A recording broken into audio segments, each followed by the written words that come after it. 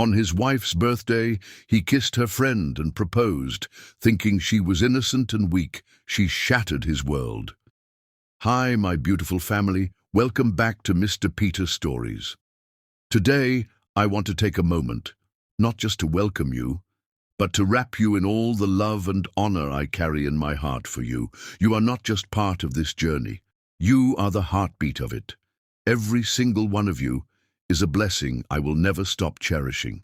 Your presence, your support, your quiet prayers, your kindness, I feel it all and I carry it with me like a treasure. You are my light on the darkest days, my strength when I feel weak, my joy in the quiet hours. I hold you with the same tenderness a mother holds her child, with the same reverence a soul holds sacred ground. I respect you, I honor you, and I love you. More than words, more than stories, more than time itself. If ever I've failed you, I ask your forgiveness. If ever my silence made you feel forgotten, please know you live in my prayers, always. You are not just my audience, you are my family, my forever. Before we begin today's story, please receive this deeply beautiful prayer from my soul to yours. May every wound in your heart be gently healed by grace. May your nights be free of worry and your mornings full of quiet joy. May love find you in unexpected ways, and may angels walk beside you, whispering hope when you feel low. May your children be safe, your dreams protected, and your heart reminded daily that you are deeply, eternally loved. May you rise always surrounded by peace, strength, and the warmth of God's love. And now, my dearest family, let us begin with nothing but love. The autumn leaves scattered across the university campus as Glenn Sutherland leaned against his sleek black Audi, sunglasses perched on his chiseled face despite the cloudy October sky.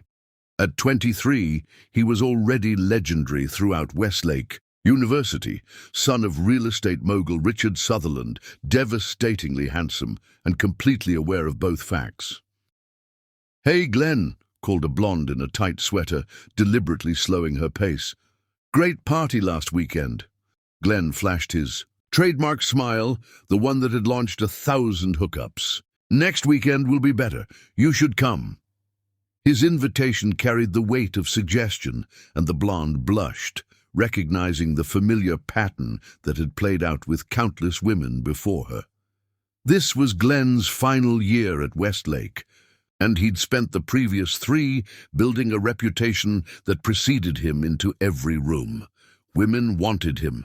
Men wanted to be him. He maintained a solid B average with minimal effort, enough to satisfy his father, who measured success in real estate acquisitions rather than GPAs. Glenn's true education had been in seduction and social dynamics, subjects in which he'd earned an unofficial doctorate. "Sutherland," a fraternity brother jogged over, slapping Glenn's shoulder. "Economic study group still on for tonight?" Glenn grinned. "Depends. Is Melissa still hosting?" "Yeah, and she specifically asked if you were coming." "Then I'm there." Glenn checked his watch, an unnecessarily expensive timepiece that had been his father's graduation gift. "I've got business ethics now. The old man insists I take it. Something about corporate responsibility." He rolled his eyes dramatically and both men laughed.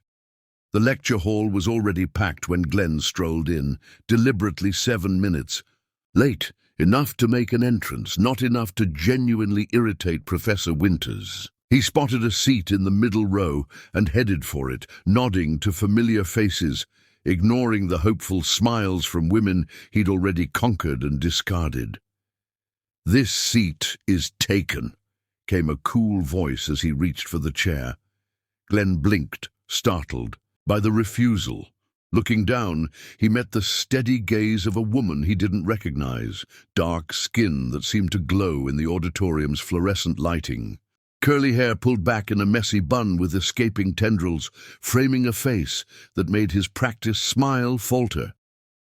"There's no one sitting here," he pointed out, gesturing to the empty chair. "Yes, there is. My focus, my attention, my desire to..." Actually learn something. She turned pointedly away, opening her notebook to a fresh page. There are plenty of seats by people who want to smell your cologne for the next hour. A ripple of whispers and suppressed laughter spread through nearby rows. Glenn felt heat rise in his neck, not from embarrassment, but from the foreign sensation of being challenged. He opened his mouth for a cutting retort, but Professor Winters chose that moment to begin the lecture. Retreating to a seat 2 rows back, Glenn found himself distracted, his attention repeatedly drawn to the back of the woman's head. Who was she to dismiss Glenn Sutherland? By lecture's end, his curiosity had transformed into determination. He maneuvered through departing students to intercept her at the door. "I don't believe we've been introduced," he said, blocking her path with casual confidence. Glenn Sutherland. He extended his hand, expecting the usual flutter of recognition, the shifting demeanor that occurred when women realized who he was. She regarded his hand like it was a moderately interesting museum exhibit before meeting his eyes directly. "Mercy Christian, and I know exactly who you are. Then you have the advantage," he replied, lowering his hand but maintaining his smile, "because clearly I've been missing out." "Missing classes, maybe. This is week 5. She stepped around him, heading toward the exit. "Your reputation precedes you, Glenn. The campus Casanova with the real estate empire waiting after graduation." He fell into step beside her. "If you know so much about me, maybe we should discuss it over coffee." Mercy stopped, turning to face him fully. For the first time, Glenn noticed her eyes, deep brown with flecks of amber, intelligent and completely unimpressed. "Why? So I can become another conquest story for your fraternity brothers. Hey guys, guess who I finally got? The black girl from ethics class." Her tone was light but edged with steel. Glenn's practiced charm faltered. "That's not—" "It is," she interrupted. "And I'm not interested in being anybody's novelty, experience, or redemption story." She adjusted the strap of her bag on her shoulder. "I have actual goals that don't include becoming a footnote in your college hookup history." Before he could respond, a tall young man approached, smiling warmly at Mercy. "Ready for study group?" "Absolutely," she replied, her expression softening as she turned away from Glenn. The economic impact of climate change, right? They walked away together, leaving Glenn standing alone, a novel sensation that settled uncomfortably on his shoulders. He watched her leave, the sway of her walk confident and unhurried. For the first time in years, Glenn felt the unfamiliar sting of rejection, and even more surprisingly, the sharp bite of genuine interest. The fraternity house was pulsing with music that night, red cups and bodies everywhere as Glenn mechanically moved through the motions of his usual Friday. He poured drinks, told stories that made people laugh, accepted admiring touches from women whose names blurred together. But something felt off, the thrill of the game suddenly hollow. "Dude, Caitlin is practically throwing herself at you," his roommate Derek muttered, nodding toward a redhead, making deliberate eye contact from across the room. "What's your problem tonight?" Glenn shrugged, taking another swig of beer. "Just thinking about that business ethics project." "Since when do you think about classwork at parties?" Derek looked genuinely concerned. "Are you sick?" "Who's that girl?" "Mercy Christian. Do you know her?" Derek's eyebrows shot up. "The scholarship brainiac? Why?" "Just curious. She blew me off today." His friend burst into laughter. "Holy shit! Somebody actually turned down the great Glenn Sutherland? This I gotta hear." "She's different," Glenn mused, ignoring the teasing. "Not playing the game." "That's because she's not playing any games. Word is she's on some super selective academic track. Full scholarship, already accepted to Columbia Law for next year. She tutors at the Academic Success Center to make extra cash." Derek shook his head. "Seriously, man, plenty of willing fish in this pond without chasing one swimming upstream." But as the night wore on, Glenn found himself distracted, the usual. party scene suddenly tedious and predictable. He kept thinking about those amber-flecked eyes, the complete absence of the flutter and smile he'd come to expect from women. The following Monday, he arrived at business ethics early, a possibly unprecedented event, and watched the door until Mercy entered. She wore simple jeans and a university sweatshirt, her hair in the same practical bun, carrying a travel mug of what smelled like strong coffee. She noticed him immediately, but gave no reaction beyond the slightest narrowing of her eyes before. Taking a seat in the front row, Glenn slid into the empty chair beside her, ignoring her raised eyebrow. "Good morning," he said simply. "Is it?" she replied, pulling out her notebook.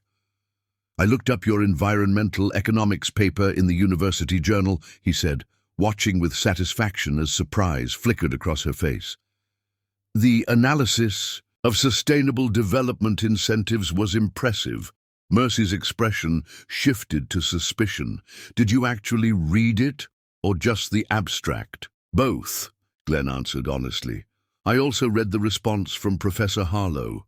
His counterpoints about market-based solutions seemed weaker than your original argument." For the first time, Mercy's composure slipped, revealing genuine surprise. "You actually read 28 pages of economic theory?" "I did. Turns out I can read things that don't have pictures," he said with a self-deprecating smile. "Your writing is remarkably accessible for such complex material." Before she could respond, Professor Winters began the lecture. As class ended 90 minutes later, Mercy packed her bag deliberately, finally looking at Glenn with a measured gaze. "Why are you really here, Glenn? Because if this is some elaborate new strategy, I should warn you it's a waste of both our time." "What if I told you I found our conversation interesting and wanted to continue it?" he asked, surprising himself with his sincerity. "I'd say that's statistically improbable given your historical patterns," she replied, but a hint of a smile played at the corner of her mouth. "But I suppose outliers exist in every data set." It wasn't an invitation, but it wasn't a dismissal either. As Glenn watched her walk away, he felt something unfamiliar stir within him, not just the thrill of the chase, but genuine intrigue about the mind behind those penetrating eyes. For the first time in years, Glenn Sutherland found himself pursuing a woman not as a conquest, but as a puzzle he genuinely wanted to solve. Chapter 2. Breaking Through. The Academic Success Center hummed with the quiet intensity of midterm season. Students huddled over textbooks and laptops with the desperate focus of the academically drowning. Glenn Sutherland stood in the doorway, feeling oddly out of place. Despite having been on campus for nearly 4 years, he'd never actually set foot in this building before. His academic struggles had always been solved through charm, connections, or simply accepting the bare minimum passing grade. But desperate times called for desperate measures. "Can I help you?" The student worker at the front desk looked up, her expression shifting from professional to interested as she recognized him. "I signed up for economics tutoring at 4, Glenn replied, deliberately avoiding his usual flirtatious smile. "I'm supposed to meet with—" He pretended to check his phone. "Mercy Christian." "Oh, yes, she's at table 7 in the back." The girl pointed, her fingers lingering in the air a moment too long. "Just so you know, she's our toughest tutor. No nonsense." "Perfect," Glenn murmured, making his way through the maze of tables.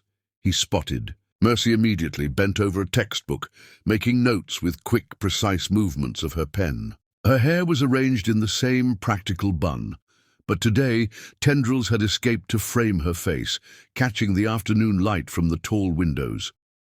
She wore a simple navy sweater that somehow made her skin glow warmer. Glenn took a steadying breath, reminding himself why he was here. It had taken considerable effort to arrange this meeting, deliberately bombing his microeconomics quiz, requesting a specific tutor, even rescheduling a standing racquetball game with his father's business partner, all to sit across from a woman who had made it abundantly clear she wanted nothing to do with him. "You're late," Mercy said without looking up as he approached. Glenn checked his watch. "It's 4:02, and tutoring sessions begin at 4.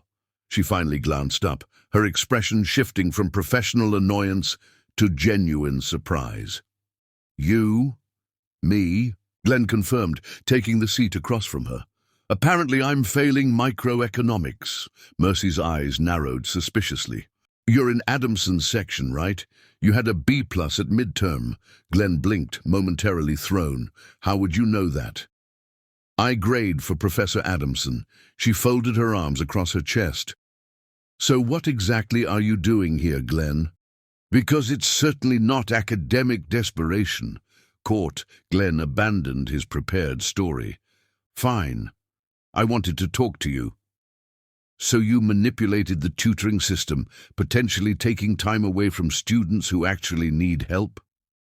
Her voice remained low but took on a razor's edge. "I did the homework," Glenn said quickly, pulling out his economics textbook and a messily annotated problem set. "I didn't come empty-handed." Mercy studied him for a long moment, her amber-flecked eyes unreadable. Finally, she sighed. 45 minutes. That's what you signed up for, that's what you get, and we're actually going to work on economics." For the next half hour, Mercy was relentlessly professional, guiding him through supply-demand equilibrium problems with brisk efficiency. Glenn found himself genuinely engaged, surprised by how clearly she explained concepts that had always seemed unnecessarily complex in lecture. "You're actually really good at this," he said during a pause as she reviewed his work. "Tutoring?" "Explaining complex ideas, making economics interesting." He leaned forward slightly. "Have you thought about teaching instead of law?" Something flickered across her face.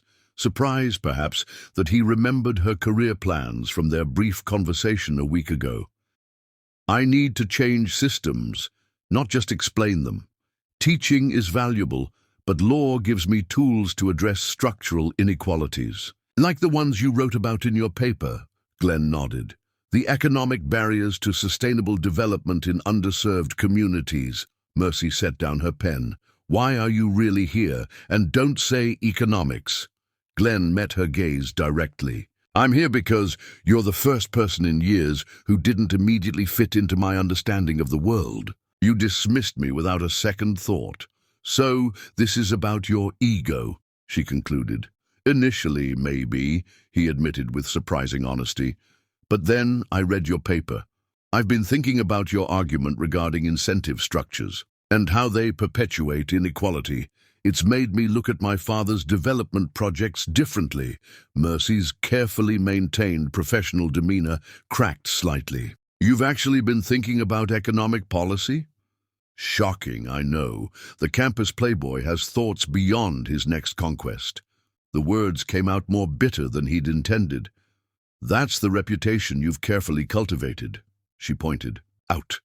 "You can hardly blame people for believing it." Their session ended before Glenn could respond, another student hovering awkwardly nearby for the next appointment. As they packed up their materials, Glenn took a chance.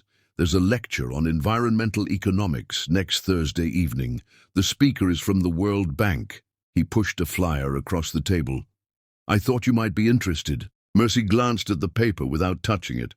"I'm already planning to attend."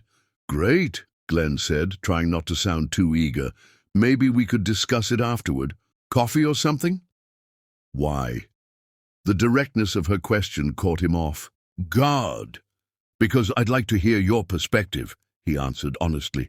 Mercy studied him for a long moment, as if trying to detect the lie or hidden agenda in his words. Finally, she picked up the flyer.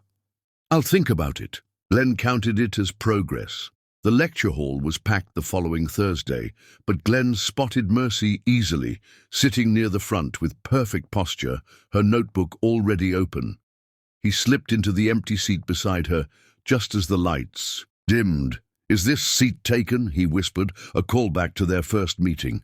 The corner of her mouth twitched.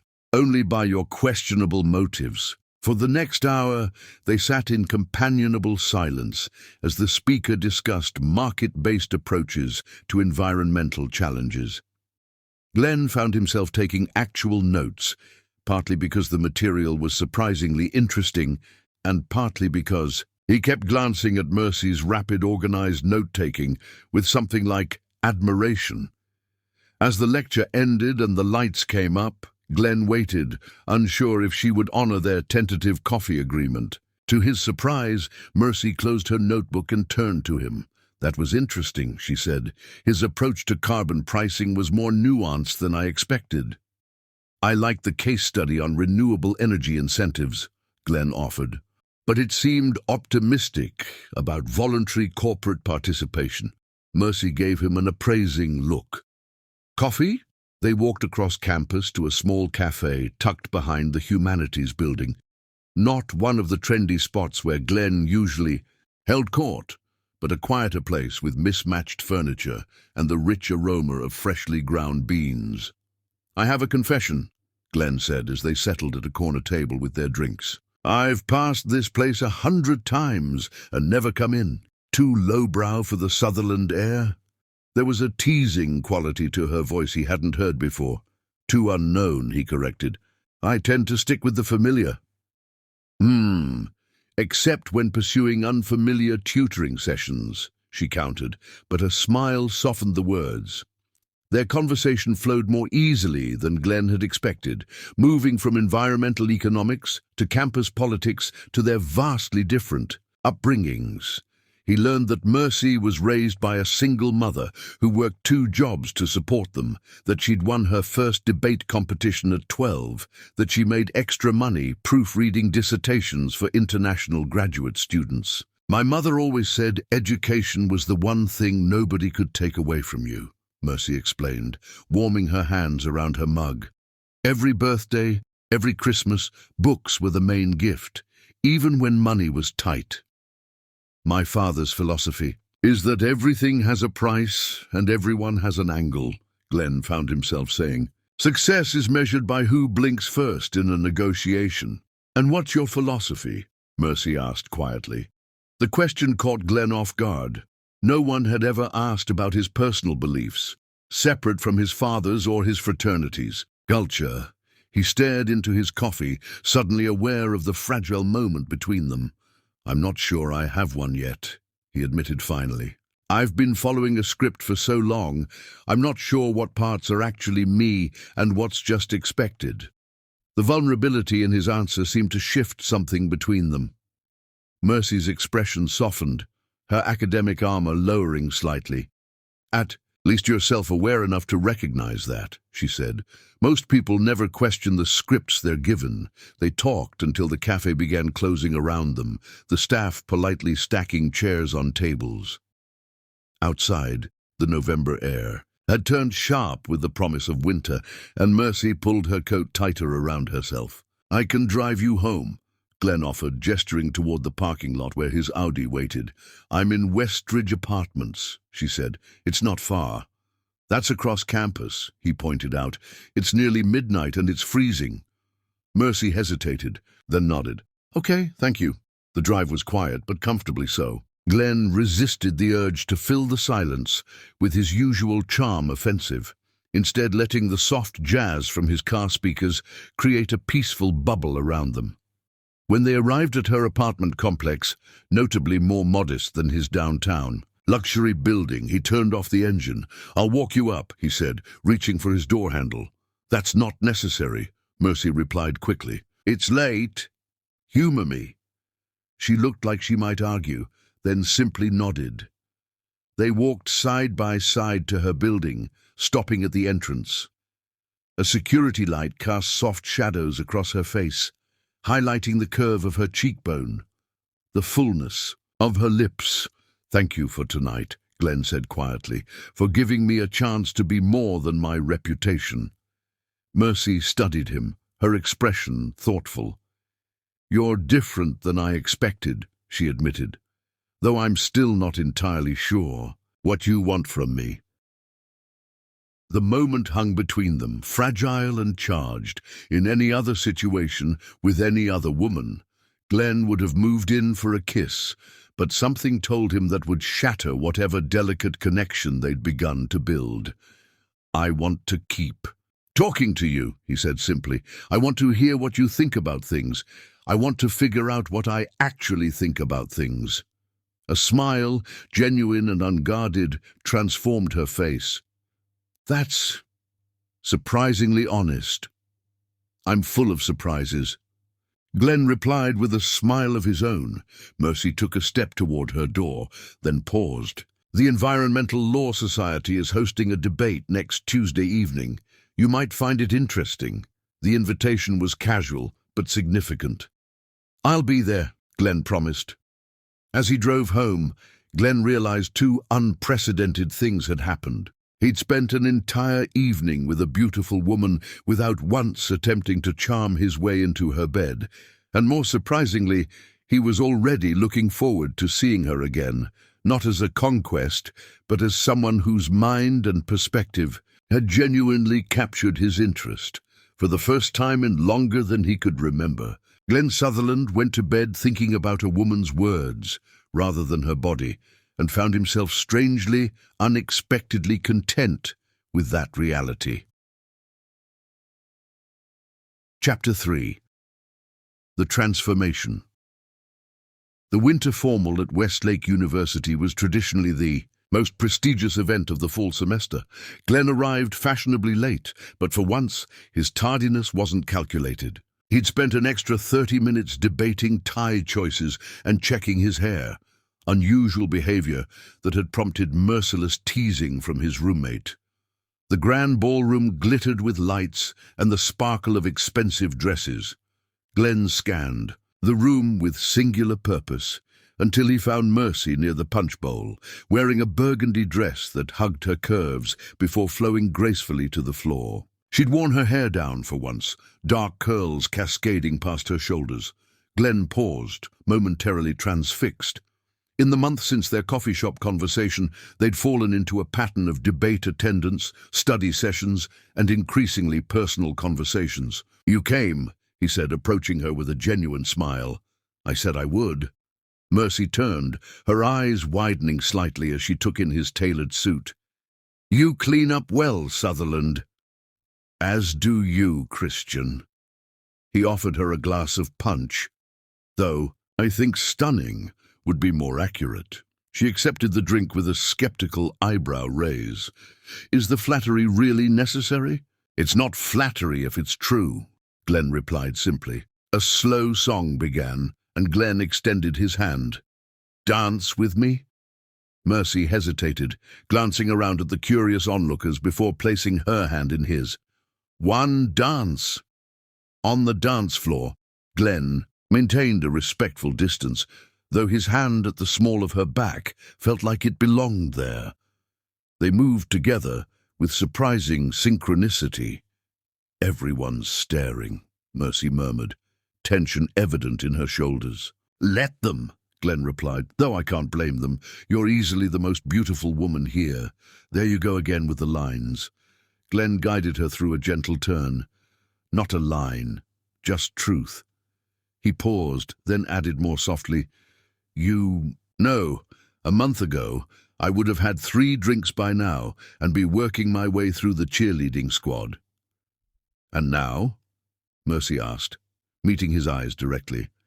"Now, I'm exactly where I want to be." The simple sincerity in his voice caught her off guard. Her expression softened, and for the first time, Glenn saw her fully relax in his presence. Something shifted between them in that moment, a barrier dissolving as they continued to dance, their bodies moving closer without conscious thought. One dance became 3, their conversation flowing easily. When they finally left the dance floor, Glenn kept his hand lightly on her back, guiding her to a quiet corner. "This isn't just some new strategy, is it, Glenn?" Mercy asked, her expression serious. "The intellectual discussions, the debates, this dance. I'm not just a different kind of challenge." Glenn took her hand, his expression solemn. Mercy, before I met you, I was sleepwalking through life, following the path of least resistance. You woke me up." He squeezed her fingers gently. "This isn't strategy. This is the first real thing I've felt in years." Their eyes locked, the moment stretching between them with electric potential. Glenn leaned forward slowly, giving her time to pull away. But Mercy moved to meet him, their lips connecting in a kiss that started gentle but quickly deepened with surprising intensity. Her hands slid up to his chest, while his cupped her face with unexpected tenderness. When they finally broke apart, Glenn rested his forehead against hers. "I've been wanting to do that since our third tutoring session," he admitted. "Only the third," Mercy teased, her breathing slightly uneven. "Well, the second, actually, but that seemed too predictable. From that night forward, the campus couldn't stop talking about the unlikely couple. The notorious Glenn Sutherland, seen carrying Mercy's books to class, waiting for her outside the library, turning down party invitations to study with her for finals. His fraternity brothers made bets on how long it would last. Winter break at the latest, Derek predicted over lunch. Once you're away from campus for a month, you'll be back to your old ways. But winter break only strengthened their connection. Glenn surprised everyone by skipping the annual Sutherland family ski trip to Switzerland, instead spending most of the break driving to Mercy's modest hometown, meeting her mother and discovering the simple pleasure of movie nights on a worn couch with homemade cookies instead of VIP bottle service. When spring semester began, the betting pool about their relationship's expiration date had to be extended.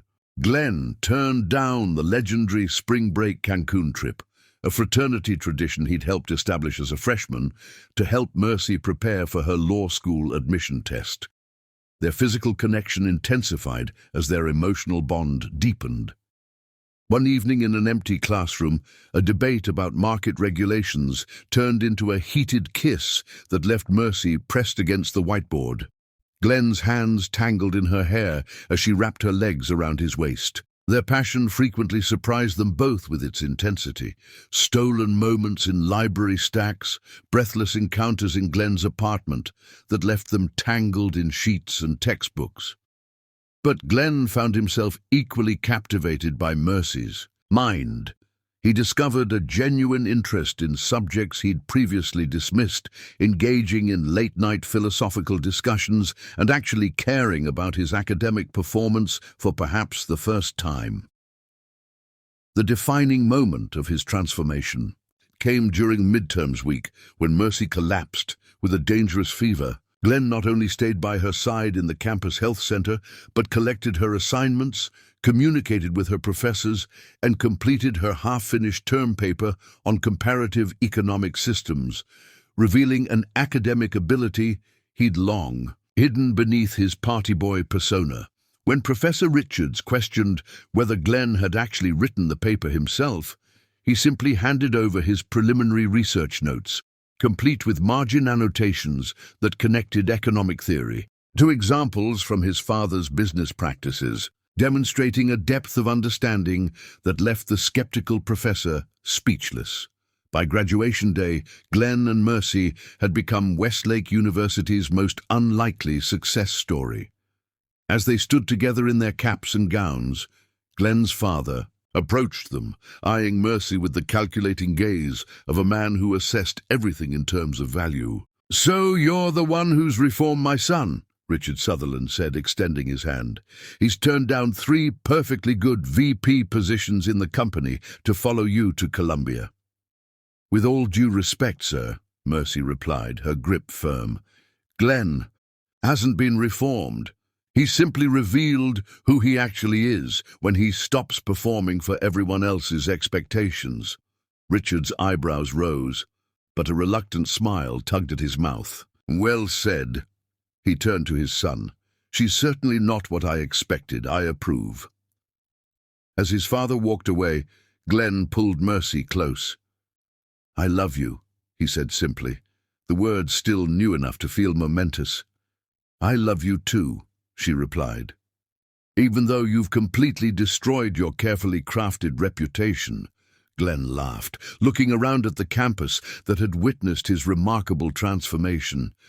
"Best thing I ever did," he said before kissing her soundly, unconcerned with who might be watching.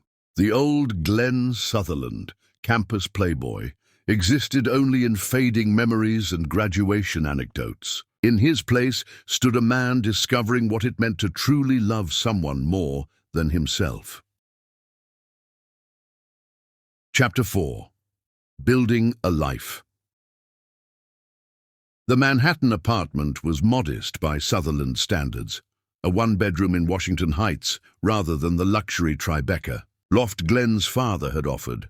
But it was theirs, filled with mismatched furniture, overflowing bookshelves, and the warm scent of Mercy's mother's special occasion, cinnamon rolls baking in the oven. "Happy anniversary," Mercy said, setting a slightly lopsided homemade cake on their small dining table. 2 candles flickered in the center, marking 2 years since their first kiss at the winter formal, and 6 months since Glenn had slipped a vintage emerald ring on her finger in a quiet proposal on the steps of the library where they'd first studied together. "Happy anniversary," Glenn echoed, pulling her into his arms. "Though I think I got the better end of this deal." Mercy laughed, the sound vibrating against his chest. "How do you figure that?" "Well, you got a reformed playboy with daddy issues and a trust fund. I got the future Supreme Court Justice with the most brilliant mind and gorgeous eyes I've ever seen." "No take-backs," he murmured against her lips. "You're stuck with me now." Mrs. Soon-to-be Sutherland, their life together, had settled into a rhythm neither could have imagined during their university days. While Mercy excelled in her second year at Columbia Law, Glenn had surprised everyone, especially his father, by enrolling in a master's program in urban planning rather than stepping directly into the family business. His thesis focused on sustainable development models for underserved communities, inspired by Mercy's passionate advocacy. "I got you something," Glenn said, reaching into his pocket. "It's not much, but—" "Hold that thought," Mercy interrupted, fishing her phone from her pocket as it vibrated insistently. Her expression shifted as she checked the screen. "It's Professor Hadley, about the clerkship application." Glenn immediately stepped back, giving her space. "Take it." He watched as Mercy answered, her face carefully composed in the professional mask she wore for academic and career matters, but he knew her tells, the slight widening of her eyes, the way she tucked a curl behind her ear 3 times as she listened. "Yes, sir. I understand. Thank you for the opportunity. I'll submit the additional materials by Friday." She ended the call, standing absolutely still for 3 heartbeats before her composure cracked. "I got it. The summer clerkship with Justice Williams," Glenn whooped, lifting her off her feet. "I knew it. What did I tell you? The most brilliant mind in the law school." "It's just a summer position," Mercy cautioned, but her eyes shone with undisguised excitement. "But working directly with Justice Williams, Glenn, this is huge for my career." "This calls for champagne," Glenn declared, retrieving the bottle he'd splurged on despite their tight student budget. As he popped the cork, Mercy wrapped her arms around him from behind, her lips finding the sensitive spot below his ear.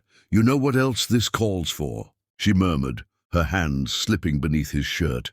Glenn turned, capturing her mouth in a kiss that quickly escalated from celebratory to hungry. The champagne forgotten, he lifted her onto the kitchen counter, stepping between her legs as her ankles locked behind him. Later, curled together on the couch with champagne finally poured, Mercy made a quick call to her mother, her voice animated as she shared the news. The pride Glenn felt watching her achieve her dreams continued to surprise him, how her successes filled him with a joy as potent as any he'd felt for his own accomplishments. That evening, tangled together in their bed, Glenn traced lazy patterns on Mercy's bare shoulder. "I was thinking," he began carefully, "maybe we should bump up the wedding date before your clerkship starts." Mercy propped herself up on one elbow, suddenly alert. That's only 4 months away. I thought we agreed on December. I know, Glenn brushed a curl from her forehead. But I don't want to wait, and frankly, a winter wedding would conflict with your study schedule for finals. Mercy studied him for a long moment. Whatever she found there made her smile. You really have changed, Glenn Sutherland, only because you saw who I could be when no one else did, he replied, pulling her closer, including me. The wedding was held in May, a simple ceremony in the botanical garden where they'd spent countless Sunday afternoons. Glenn's parents had pushed for something grander, but for once, Glenn held firm against his father's expectations. This day is about Mercy and me, he'd said during a tense family dinner. Not about impressing your business associates. To everyone's surprise, it was Glenn's mother who had finally supported their decision. It's their day, Richard, she'd said, with unusual firmness. And frankly, I think Glenn's finally found someone worth building a life with, not just a suitable social match. The ceremony itself was intimate, but beautiful. Mercy wore a simple white gown that made Glenn's breath catch when she appeared at the end of the garden path. Her mother, elegant in blue, walked her down the aisle with tears streaming unashamedly down her face. I promise to challenge you, support you, and grow with you, Glenn vowed, his voice steady despite the emotion tightening his throat. To be your partner in every sense of the word, and to show you every day that loving you is the wisest decision I've ever made.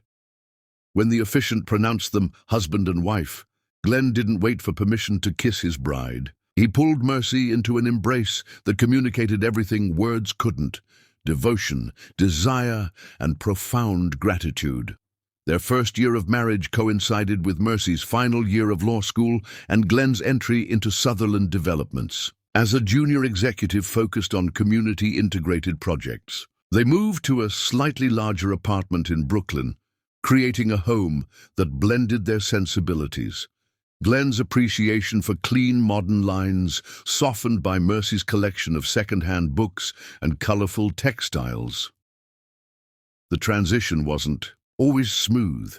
Glenn's father remained skeptical of his son's social justice phase, while Mercy struggled with the demanding schedule of her final year and bar exam preparation. They argued sometimes, Glenn's instinct for grand gestures occasionally clashing with Mercy's practical nature, Mercy's intense focus during exam periods, leaving Glenn feeling temporarily sidelined. But they always found their way back to each other, their reconciliations as passionate as their disputes. They kept their promise of complete honesty, maintaining open communication that prevented small frustrations from festering into larger resentments. The night Mercy received her bar exam results, Glenn arranged a surprise gathering of their closest friends at their apartment. As she opened the email confirming her passing score, confetti showered down and champagne corks popped. I knew you could do it, Glenn whispered against her hair as he held her. Never doubted for a second. Later, after their friends had gone, Glenn presented her with a small wrapped box. Inside lay a delicate gold pendant shaped like the scales of justice. Turn it over, he urged. Engraved on the back were the words, "To my brilliant wife who taught me what justice really means." Mercy's eyes filled with tears as Glenn fastened the necklace around her throat. I wouldn't be here without you, she said quietly. Yes, you would, Glenn corrected her, tilting her chin up. That's what I love most about you, Mercy.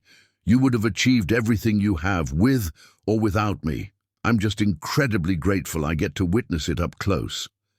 As she drifted to sleep in his arms, Glenn traced the curve of her spine, marveling at how this remarkable woman had chosen him, had seen potential in him that he hadn't recognized in himself. The notorious playboy, who had once measured his worth by conquests, had discovered something far more satisfying: the deep contentment of loving one woman completely, of building something lasting rather than chasing the next fleeting thrill.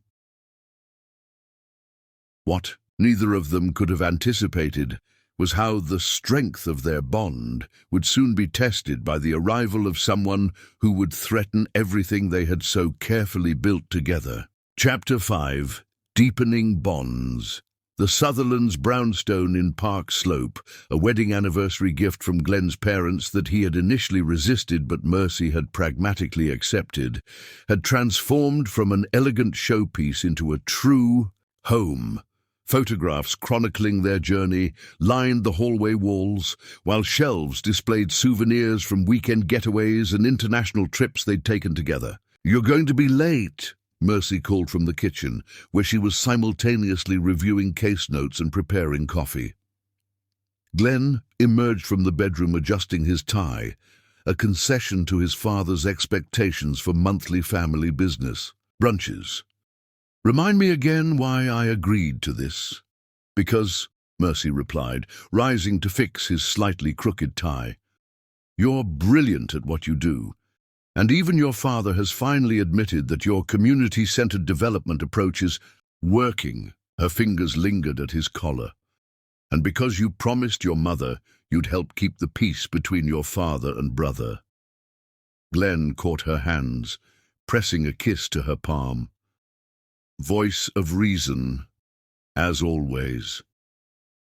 He pulled her closer, his hand sliding down to her hips. "Though I can think of much better ways to spend a Sunday morning," their easy domesticity hadn't dampened the spark between them. Glenn still looked at Mercy with the same wonder as when they'd first met, though now his admiration had deepened with the knowledge of all she had accomplished.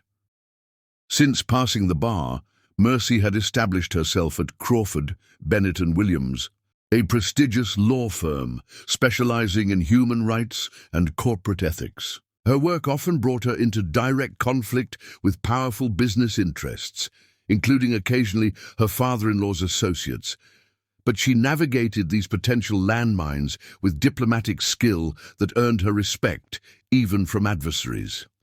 Glenn, meanwhile, had surprised the entire New York real estate community by transforming a division of Sutherland Developments into an innovative force for ethical urban renewal. His mixed-income housing projects and community-based commercial developments had won industry awards and, more importantly to him, measurably improved the neighborhoods where they were located.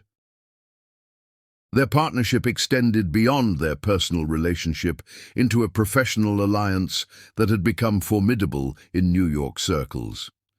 Yet behind closed doors, away from their professional personas, they maintained a passionate connection that continued to surprise them both with its intensity, like the previous Tuesday when Glenn had returned from a contentious board meeting to find Mercy in the shower. Without a word, he had stripped and joined her, pressing her against the cool tile as steaming water cascaded over them.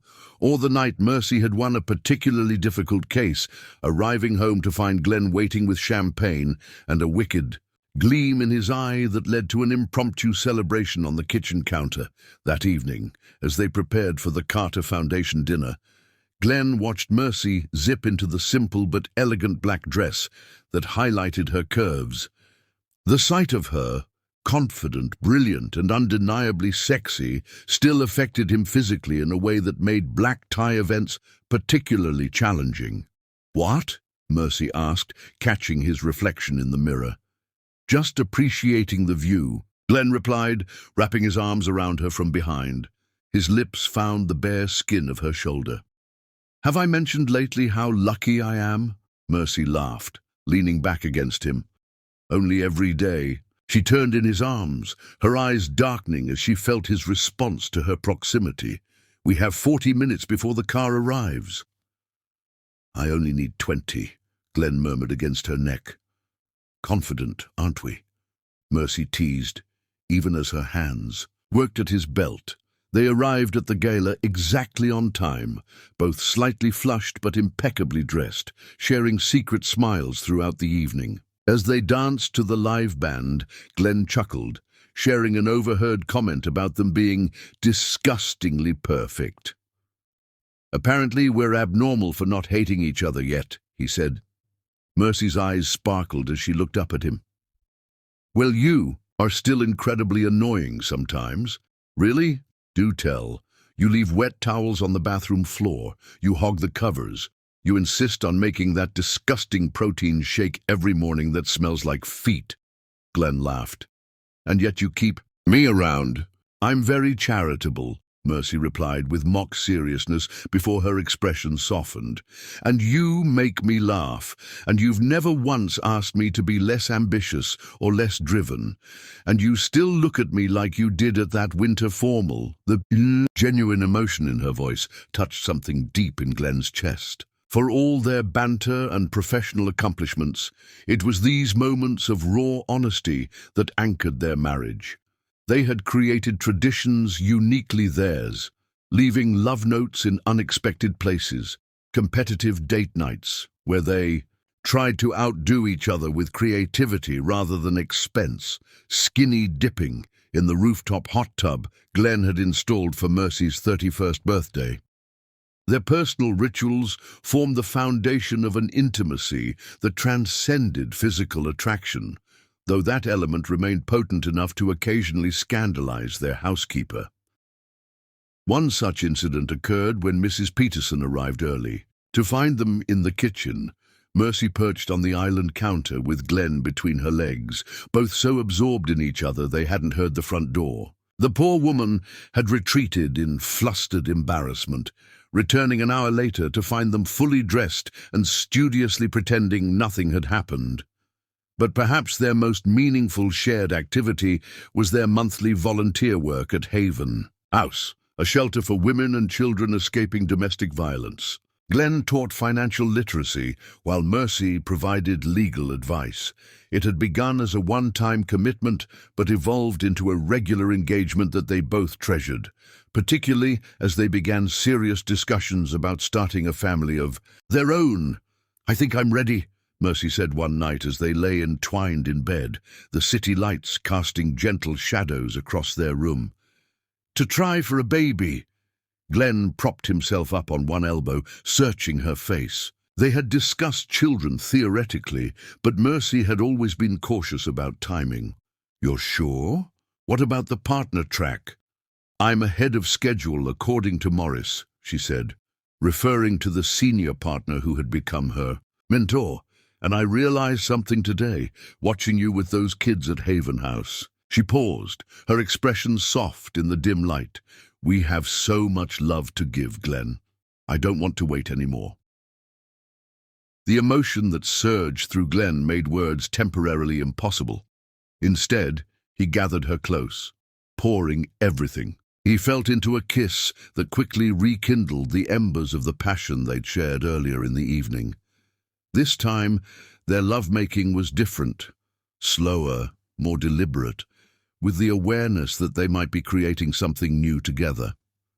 Later, as Mercy slept curled against him, Glenn allowed himself to imagine their future, a child with Mercy's intelligent eyes and determined spirit, family holidays filled with laughter, the continuation of the stable, loving home they had created together. It seemed impossible that just 7 years earlier he had been a different man entirely, superficial, restless, incapable of the depth of feeling that now defined his existence.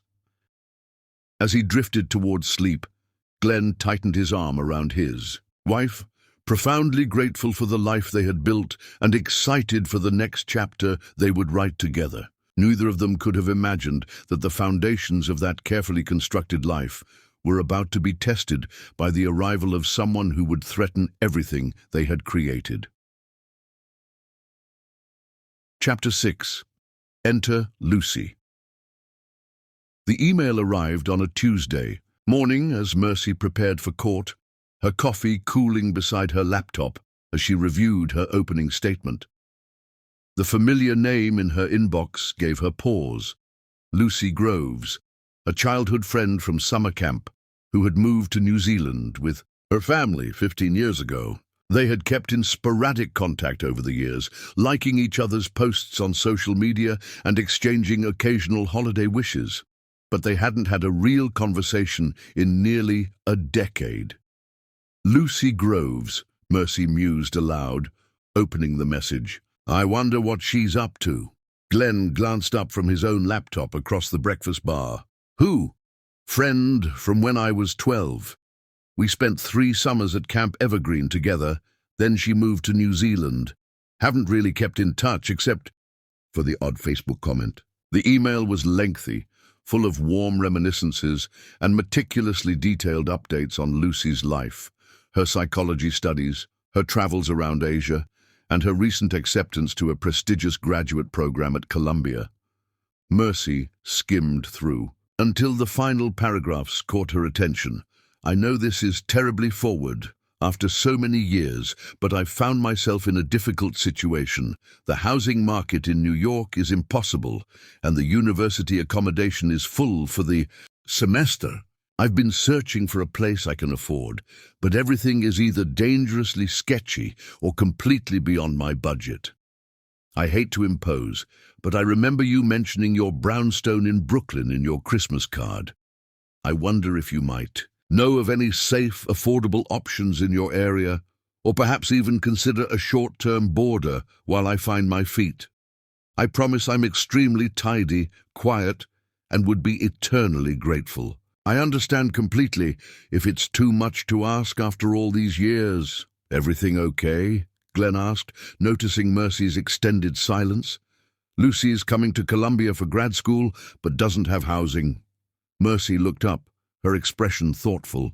She's asking if we know of any options, maybe even a short-term stay with us.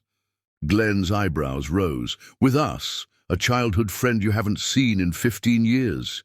It does seem a bit forward, Mercy acknowledged. But we do have the guest room that's just collecting dust, and it sounds like she's in a bind.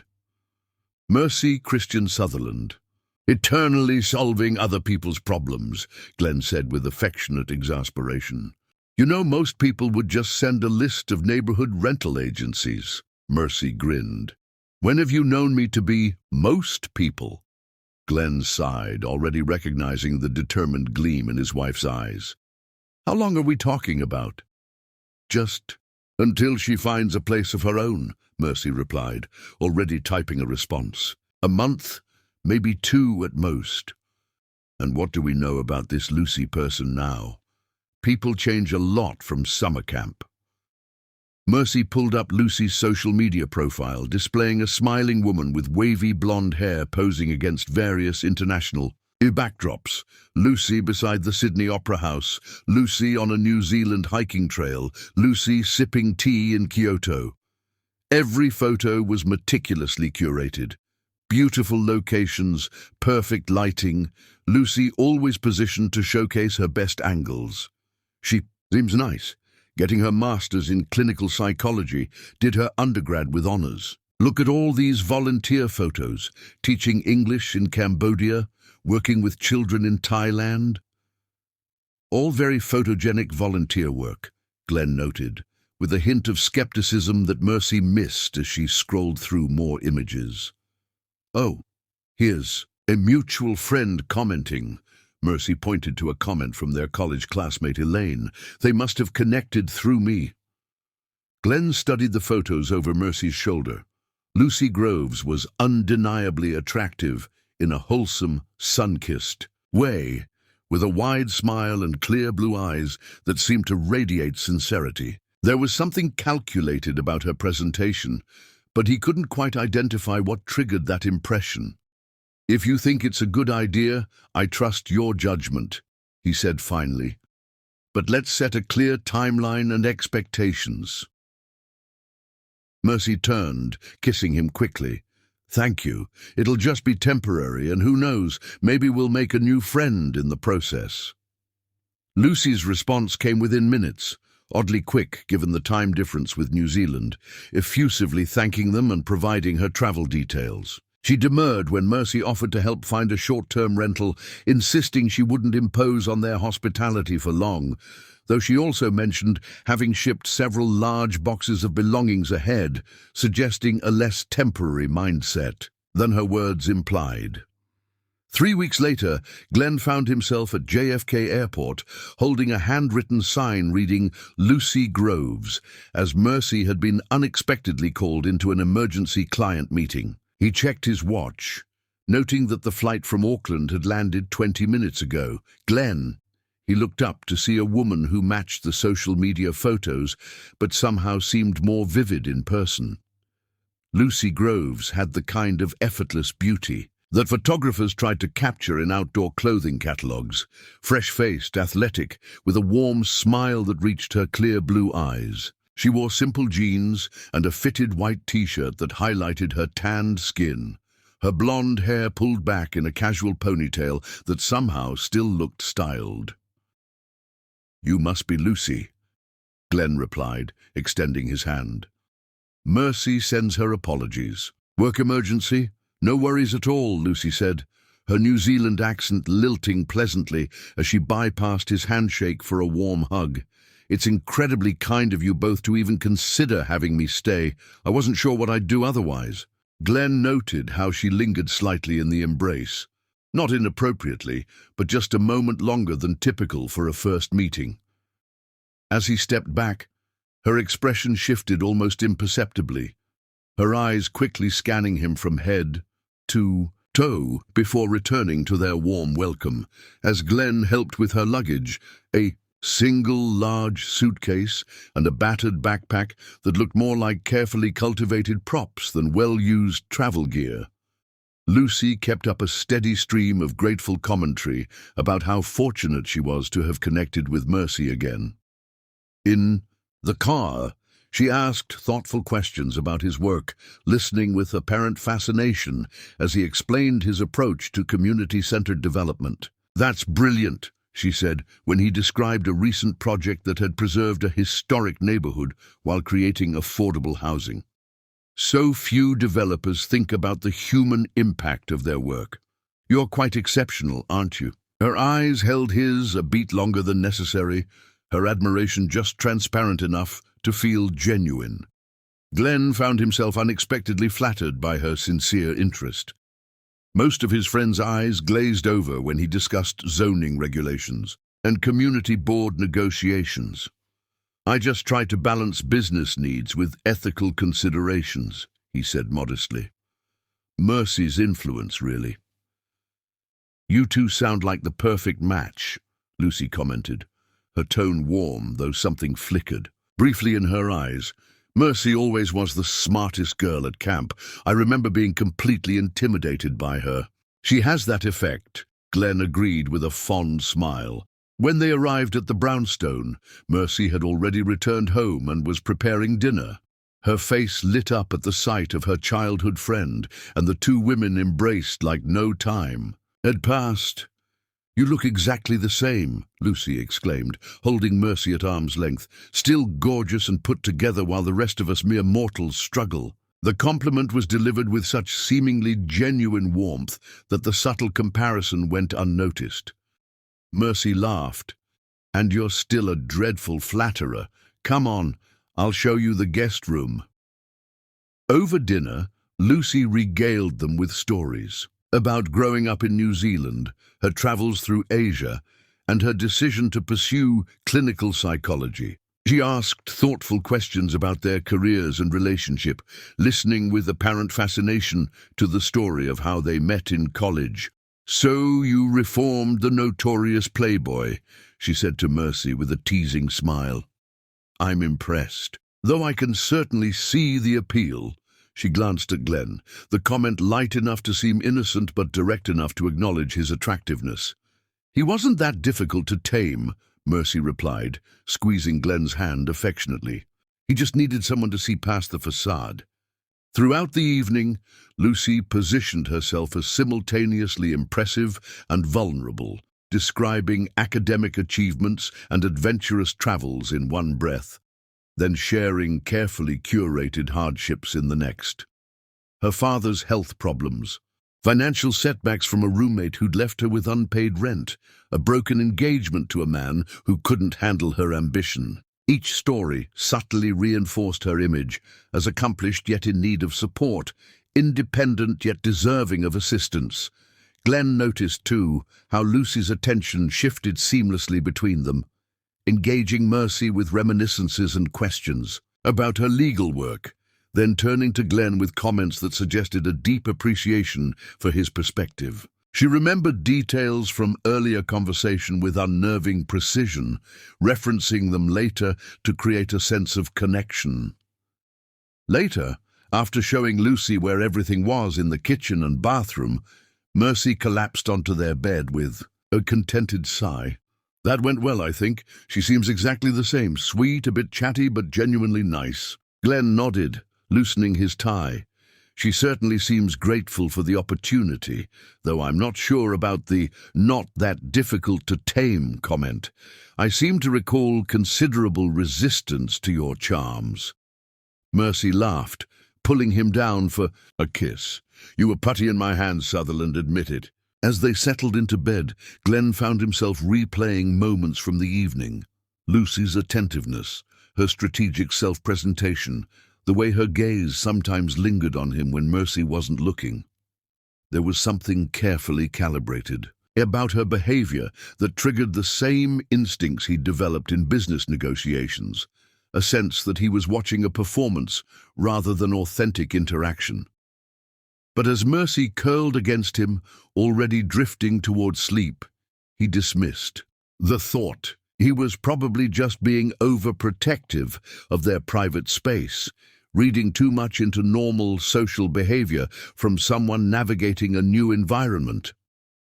The first few weeks with Lucy in the house established a surprisingly comfortable rhythm. She was, as promised, tidy and considerate, often preparing elaborate meals as thanks for their hospitality.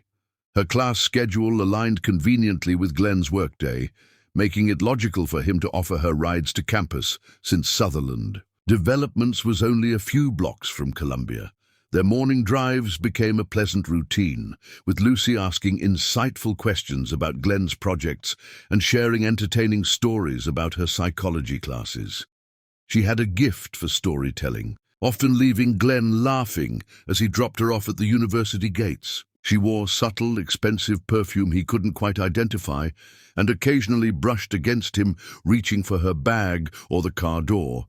Brief contacts that could easily be accidental, but occurred with curious regularity. "Lucy seems to be settling." "In well," Mercy commented one evening as they prepared for bed. "I was worried it might feel intrusive having someone in our space. But she's really easy to have around." Glenn agreed. Lucy had slipped into their lives with remarkable ease, always giving them privacy when they needed it, but providing lively conversation over dinner.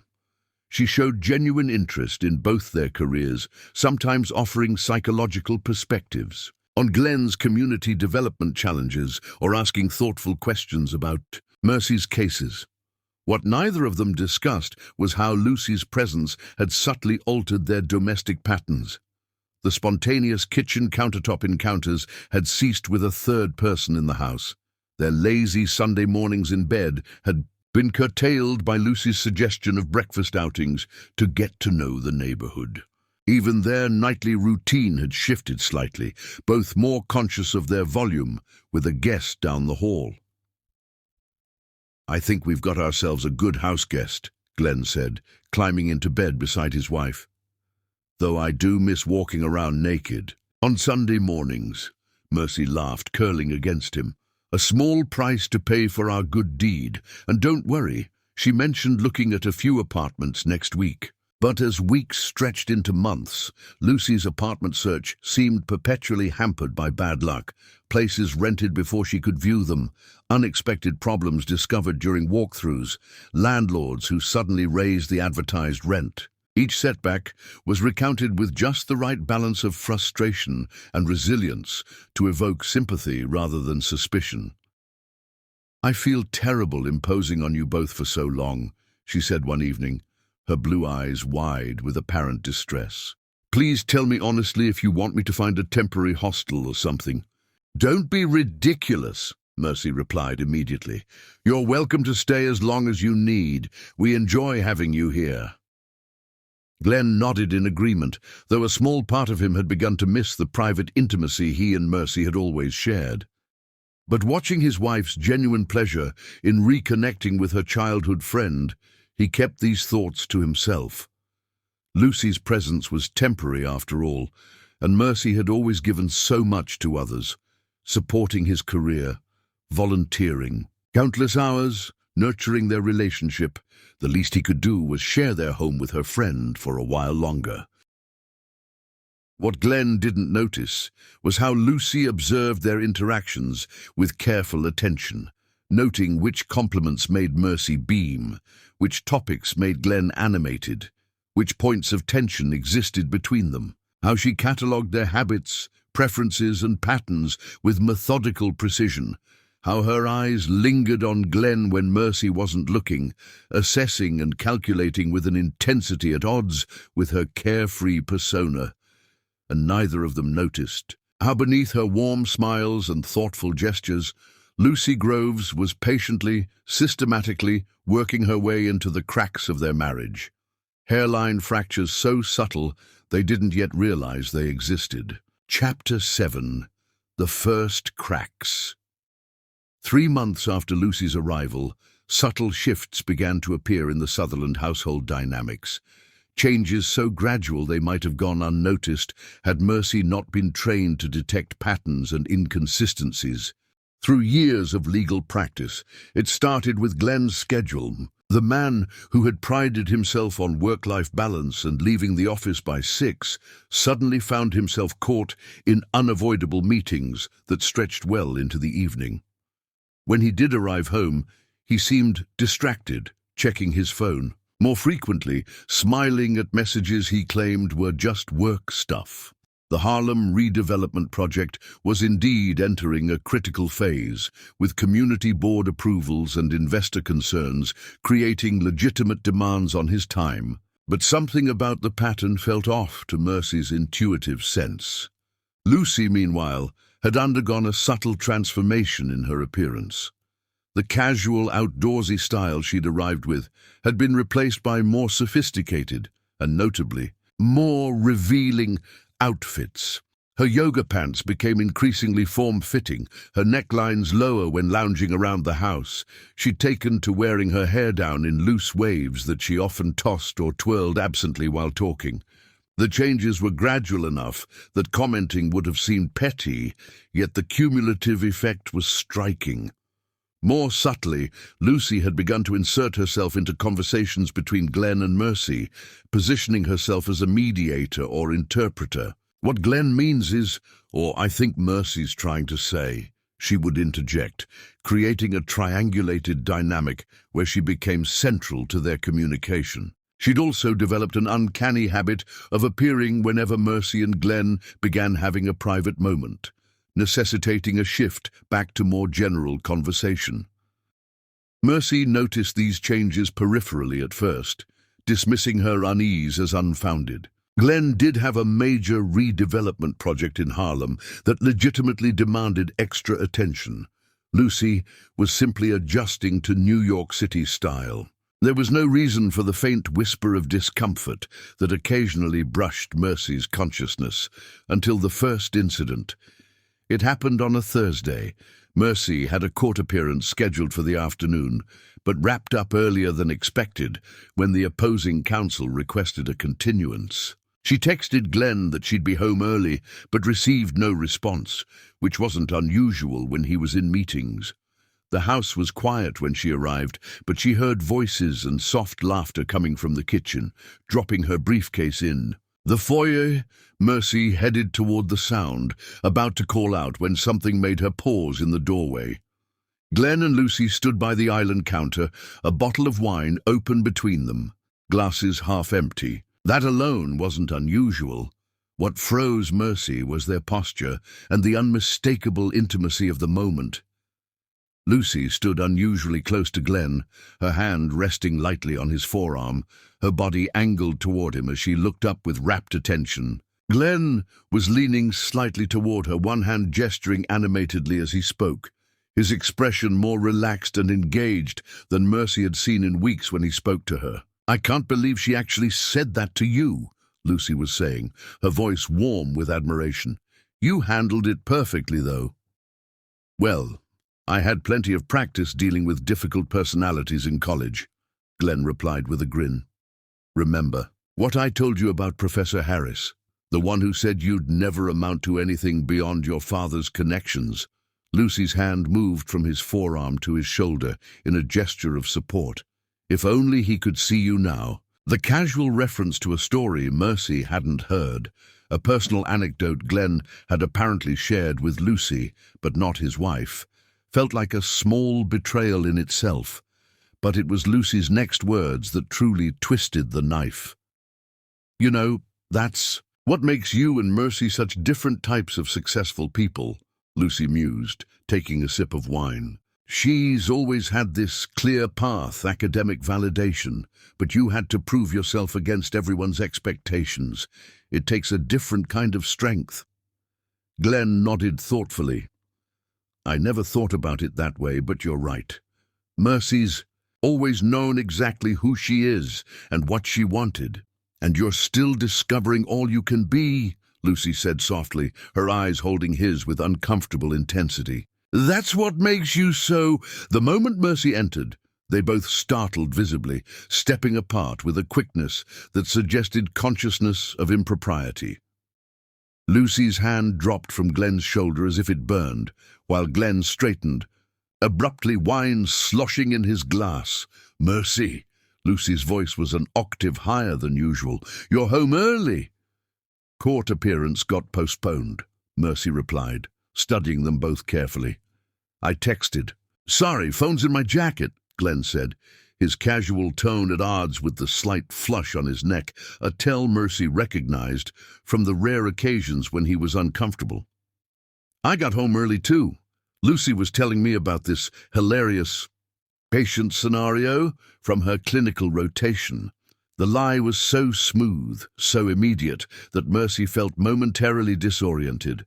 She had clearly heard them discussing Glenn's college experience, not Lucy's patients.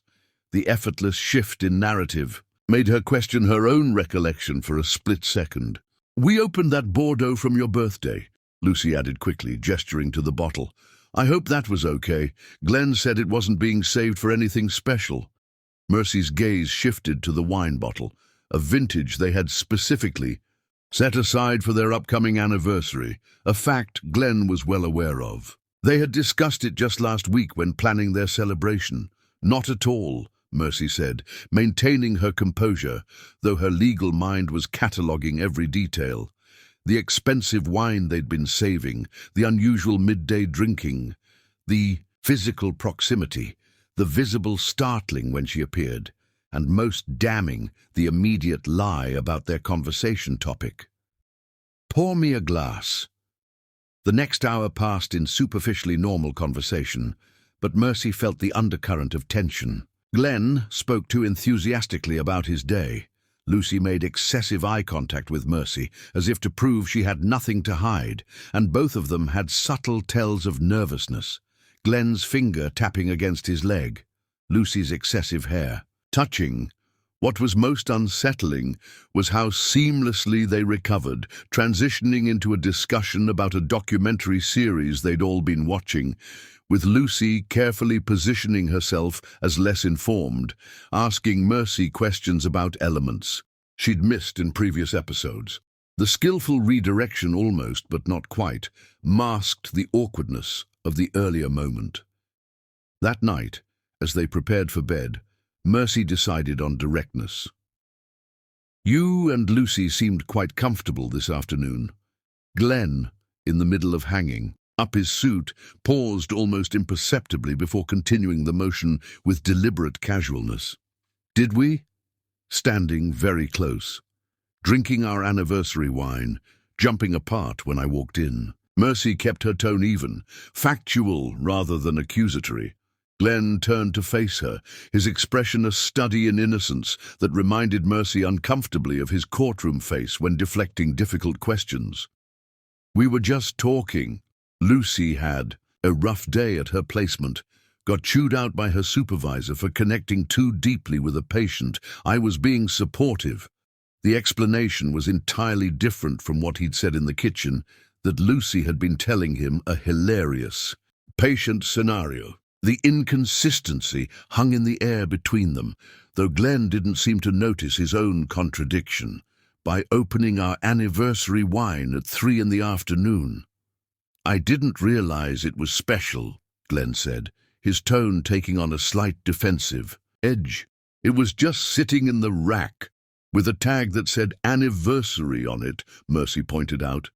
Glenn sighed, crossing to where she sat on the edge of the bed and kneeling before her. Mercy, are you seriously concerned about Lucy? She's your friend. We were just talking. Mercy studied his face, searching for signs of deception. Glenn had always been honest with her. It was the foundation of their relationship. But the discrepancies in his explanation were troubling. There's nothing happening. Absolutely nothing, Glenn replied, holding her gaze steadily. I promise. He took her hands in his thumb brushing over her wedding ring in a familiar, comforting gesture. Actually, I've been planning a surprise for our anniversary next month. That's why I was asking Lucy for ideas. She mentioned you guys used to talk about dream vacations at camp. The explanation was plausible, and Glenn's steady gaze betrayed no hint of deception. It would explain their startled reaction, being caught discussing anniversary plans, and even why they might open the special wine, getting in a celebratory mood while planning. It didn't quite align with the conversation Mercy had overheard, but perhaps that had been earlier, before they moved on to anniversary plans. Mercy felt her suspicions begin to dissolve, replaced by a twinge of guilt for doubting him. The truth was, Glenn had never given her reason to distrust him before. Since his playboy transformation in college, he had been unfailingly devoted and honest. Was she allowing the stress of her current caseload to make her paranoid? I'm sorry, she said finally. It's this case I'm working on, a corporate fraud where the CFO was embezzling for years while maintaining a perfect family man image. It's making me see deception everywhere. Glenn rose, pulling her up and into his arms. You have nothing to worry about, he murmured against her hair. You're the only woman I see. That night Glenn was particularly attentive, their lovemaking more passionate than it had been in weeks. As Mercy drifted towards sleep in his arms, she dismissed her earlier concerns as overreaction, a momentary lapse in the trust that had always been the cornerstone of their relationship. The incident faded as life resumed its busy routine. Mercy threw herself into preparation for a major class action suit, while Glenn announced he would be spearheading a new development initiative in Harlem. Their schedules grew increasingly hectic, ships passing in the night more often than not. Lucy, meanwhile, settled more deeply into their lives. She cooked elaborate dinners on nights when both Mercy and Glenn returned late, tidied the house despite their protests that she was a guest, and became a surprisingly comfortable presence in their home. Her continued apartment search seemed to yield no results, though she now mentioned it less frequently.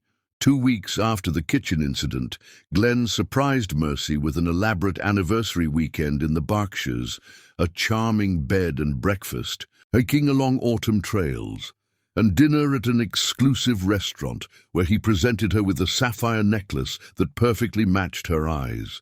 To match the blue fire I fell in love with, he said, fastening it around her neck, the intensity that saw through all my bullshit from day one. The weekend rekindled their connection, reminding Mercy why she had fallen in love with Glenn in the first place, his attentiveness, his intelligence beneath the charm, his ability to make her feel simultaneously cherished and challenged. When they returned home, Lucy greeted them with freshly baked cookies and eager questions about their trip. She exclaimed appropriately over the necklace, noting how perfectly it suited Mercy. Everything seemed to have returned to comfortable normalcy, until Mercy found the texts. She hadn't meant to snoop. Glenn had left his phone on the bathroom counter. While showering, and when it chimed repeatedly, Mercy glanced at it out of habit, expecting work messages. Instead, she saw Lucy's name with a series of heart emojis beside it, and the preview of a message that simply read, "Miss our talks already. Can't wait for Tom." The message cut off there in the preview. Before Mercy could process what she was seeing, the phone chimed again with another text from Lucy. That little cafe was perfect. Same time next week? Mercy stared at the screen, her mind racing. Cafe? What cafe? Glenn hadn't mentioned meeting Lucy anywhere outside of their morning carpools to Columbia. The shower shut off, and Mercy quickly set the phone down exactly as she'd found it, retreating to the bedroom with her heart pounding. When Glenn emerged from the bathroom, towel around his waist, Mercy was sitting on the edge of the bed, her expression carefully neutral. Your phone kept chiming, she said. Sounded important. Glenn picked up his phone, glancing at the screen. A micro-expression, so brief Mercy almost missed it, flashed across his face. Concern. Guilt. It was gone too quickly to identify. Just, Lucy asking about a psychology book I mentioned, he said, setting the phone face down on the dresser. Nothing urgent. The casual dismissal of what Mercy had clearly seen sent a chill through her. Glenn had never lied to her before, at least not that she had caught. Their relationship had been built on a foundation of honesty, even when it was difficult. As the bathroom door closed behind Glenn, Mercy sat motionless, processing what had just happened. The first crack in their marriage's foundation had appeared, a hairline fracture that threatened the integrity of everything they had built together, and Lucy Groves, it seemed, was the chisel. Chapter 8. Mounting Suspicions. The weeks following, the text message incident settled into an uneasy peace. On the surface, life in the Sutherland household maintained its normal rhythm, but beneath this veneer, subtle changes accumulated like snowflakes before an avalanche. Glenn's late nights became more frequent, his affectionate gestures toward Mercy grew more performative, and Lucy seemed to occupy more space in their home, expanding from grateful guest to established fixture. Mercy began keeping a mental log of inconsistencies. Glenn mentioning lunch at a restaurant where a colleague later referenced seeing him with a blonde woman. Lucy's detailed knowledge of Glenn's workday before Mercy heard the details herself. Inside jokes between them that required explanation. Each instance could be explained away, but the pattern was becoming harder to dismiss. The second troubling incident occurred 6 weeks after the text messages on a rainy Sunday afternoon. Mercy had been reviewing depositions since dawn. When she finally emerged from the home office, bleary-eyed and caffeine-depleted, she found Glenn and Lucy huddled on the couch, his laptop open between them, their heads bent close together, her hand resting on his forearm. This neighborhood demographic would be perfect for the community garden concept, Lucy was saying with enthusiasm. Look at the age distribution. Young families and retirees, both groups that studies show benefit most from communal green spaces. Glenn nodded, making notes on his document. Good insight. The board's been resistant to allocating funds for non-revenue elements, but this data might convince them. They were so absorbed that neither noticed Mercy in the doorway, observing their intimate interaction. The scene itself was innocent enough, two people discussing work, but their body language sent a familiar chill through Mercy. Finding solutions to Glenn's development challenges? She asked, stepping into the room. Both heads snapped up, and though they didn't physically jump apart, Mercy didn't miss how Lucy's hand slid from Glenn's arm, or how Glenn shifted to increase the space between them. Mercy! Lucy's smile was bright, but her cheeks flushed. I didn't hear you come in. Glenn was showing me the Harlem project plans. I hope that's okay.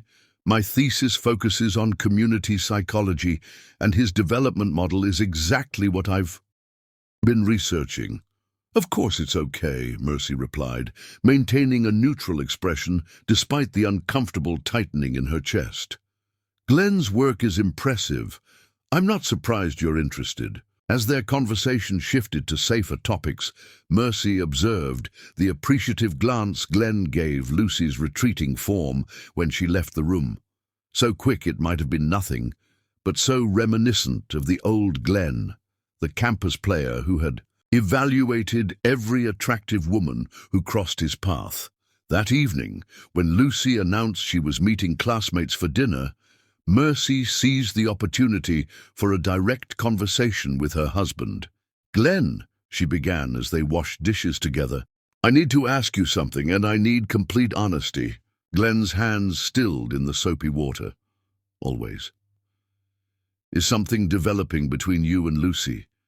His reaction was immediate, a flash of indignation. "Are you serious right now? We've already had this conversation twice." "I know, and I want to believe there's nothing but—" Mercy carefully placed a dried plate in the cabinet.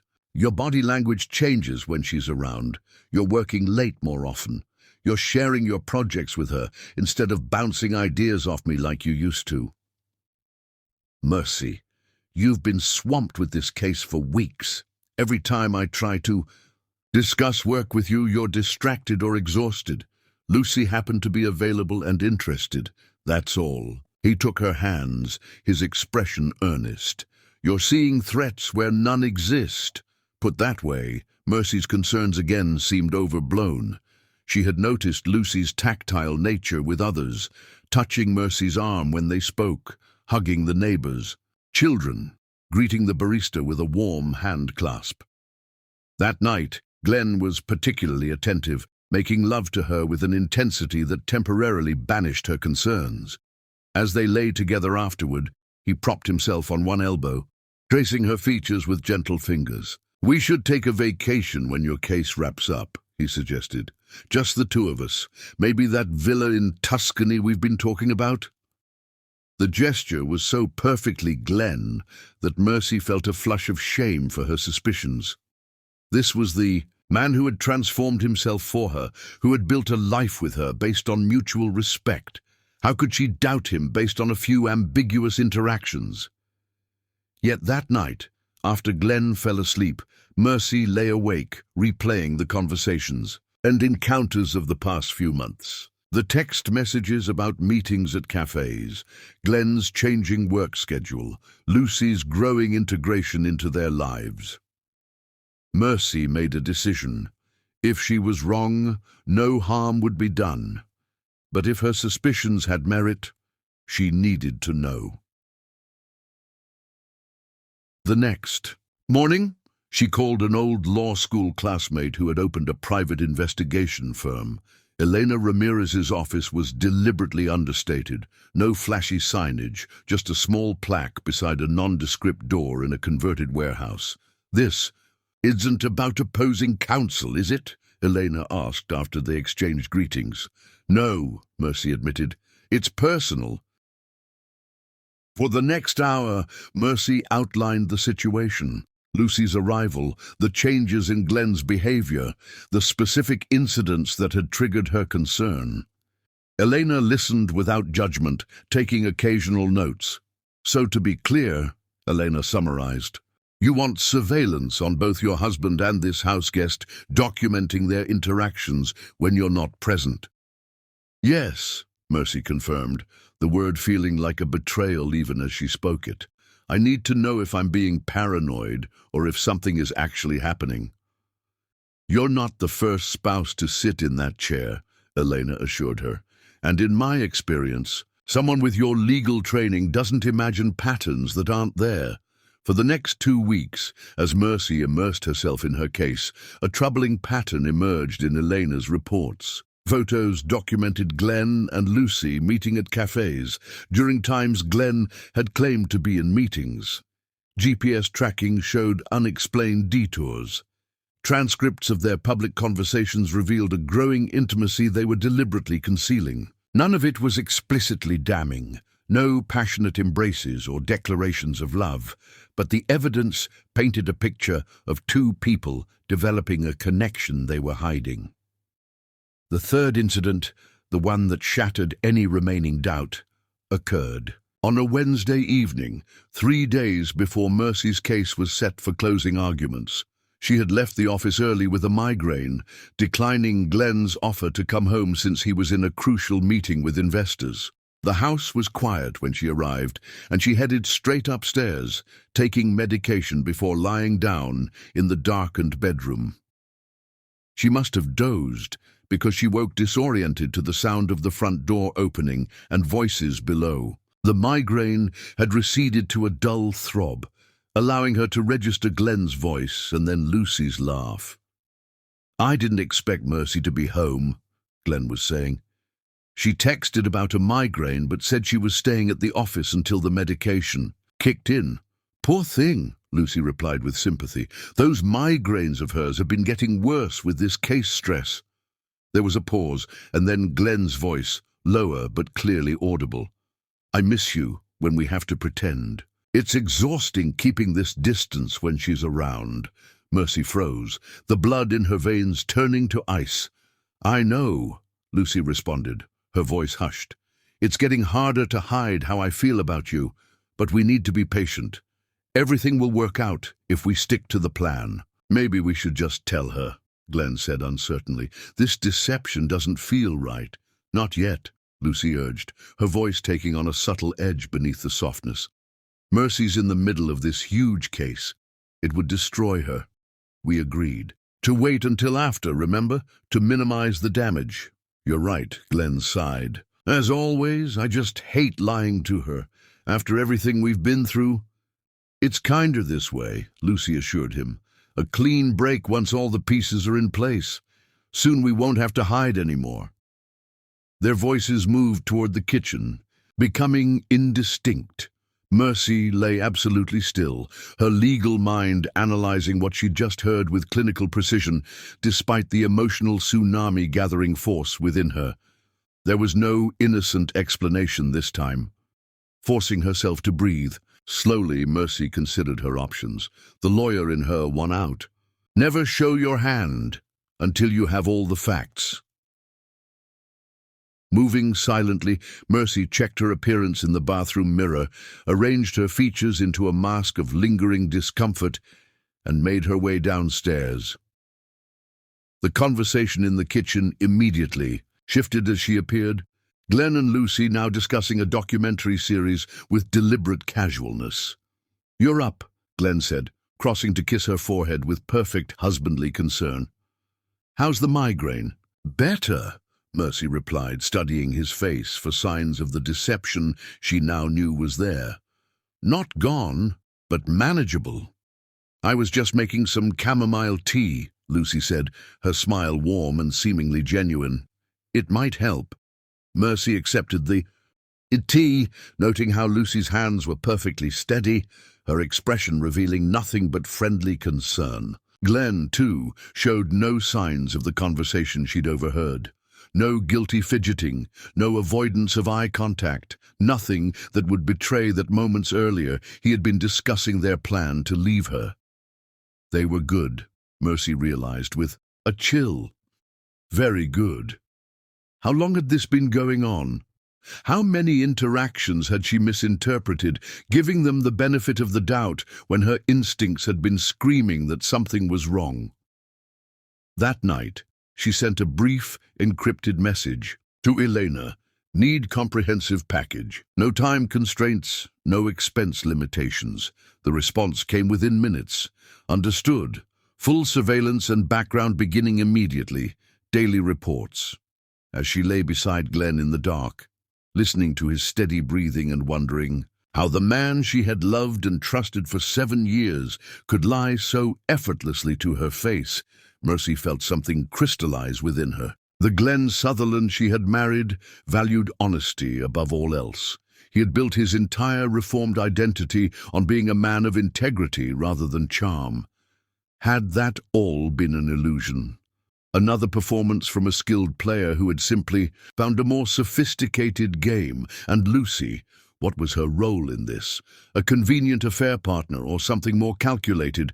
One certainty crystallized. She would not confront them yet. First, she would gather evidence, build a case as meticulously as she did in court. And when she finally confronted them, it would be with incontrovertible proof that would shatter their carefully constructed deception. Glenn stirred beside her, his arm automatically reaching for her in sleep. Mercy remained perfectly still, no longer finding comfort in the familiar weight of his embrace. Instead, she began to plan her next steps with the calculated precision that had made her one of New York's most formidable attorneys. Whatever was happening between Glenn and Lucy, Mercy would uncover the full truth, and when she did, they would discover they had severely underestimated the woman they were betraying. Chapter 9. The Birthday Betrayal.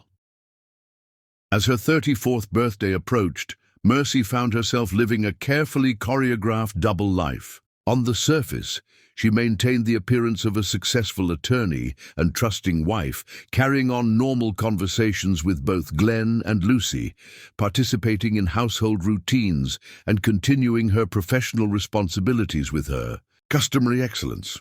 Beneath this facade, however, she had become a meticulous investigator of her own marriage. The comprehensive surveillance package from Ramirez Investigations delivered daily reports to her secure email account.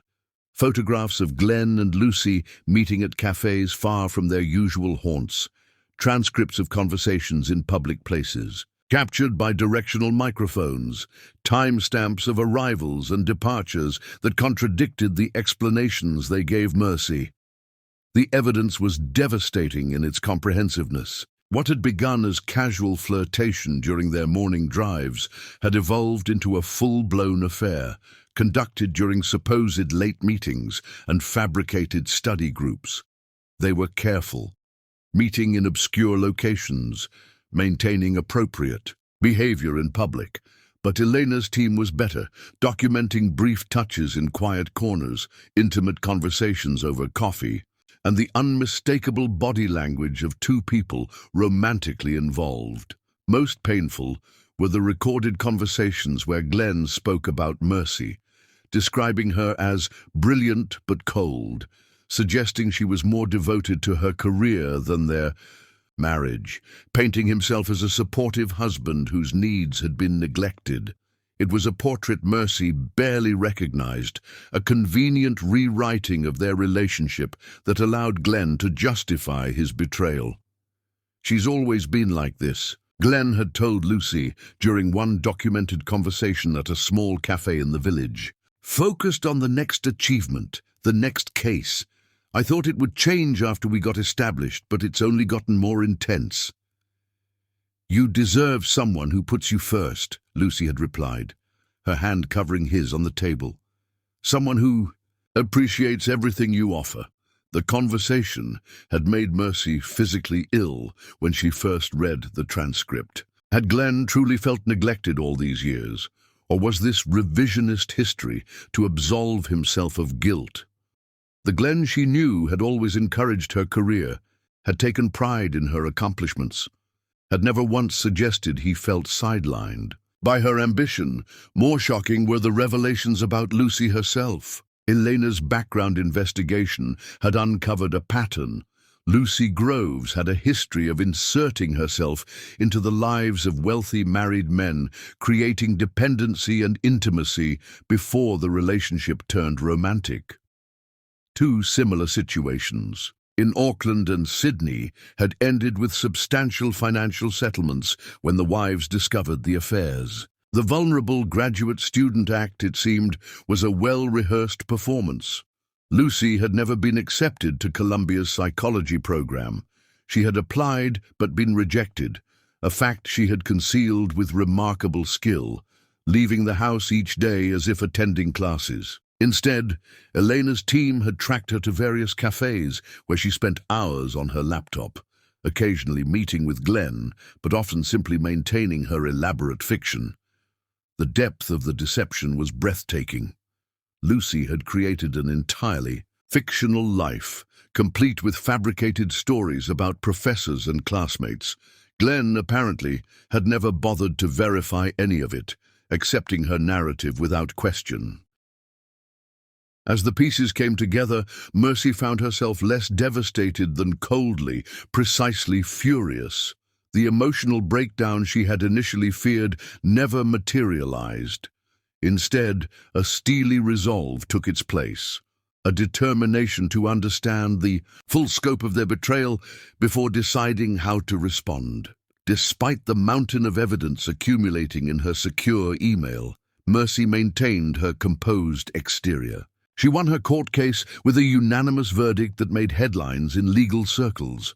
She attended a charity gala on Glenn's arm, smiling for photographs and making appropriate small talk. She even helped Lucy prepare for a fictitious presentation. At Columbia, reviewing her slides and offering constructive feedback, all while knowing the presentation would never occur. "You're an absolute lifesaver," Lucy had gushed, embracing Mercy with seemingly genuine affection. "I don't know what I'd do without you." The irony was almost unbearable. As her birthday drew closer, Mercy noticed Glenn and Lucy engaged in frequent whispered conversations that abruptly changed topic when she entered the room. Glenn was spending more time on his phone, smiling at messages and stepping away to take calls. Lucy had begun asking oddly specific questions about Mercy's preferences and memories. Most telling was the receipt Mercy found while organizing their tax documents. A Cartier purchase for a diamond bracelet valued at $18,500. The bracelet hadn't appeared among her gifts, nor had Glenn mentioned such an extravagant purchase. Elena's team confirmed through a source at the jeweler that the bracelet had been engraved with a message, "For my new beginning, G." The final confirmation came 3 days before her birthday, when Elena delivered photographic evidence of Glenn leasing a private terrace at the Peninsula Hotel for the evening of Mercy's birthday, along with a reservation for 2 at a different restaurant later that same night, a reservation made in Glenn's name with no mention of Mercy.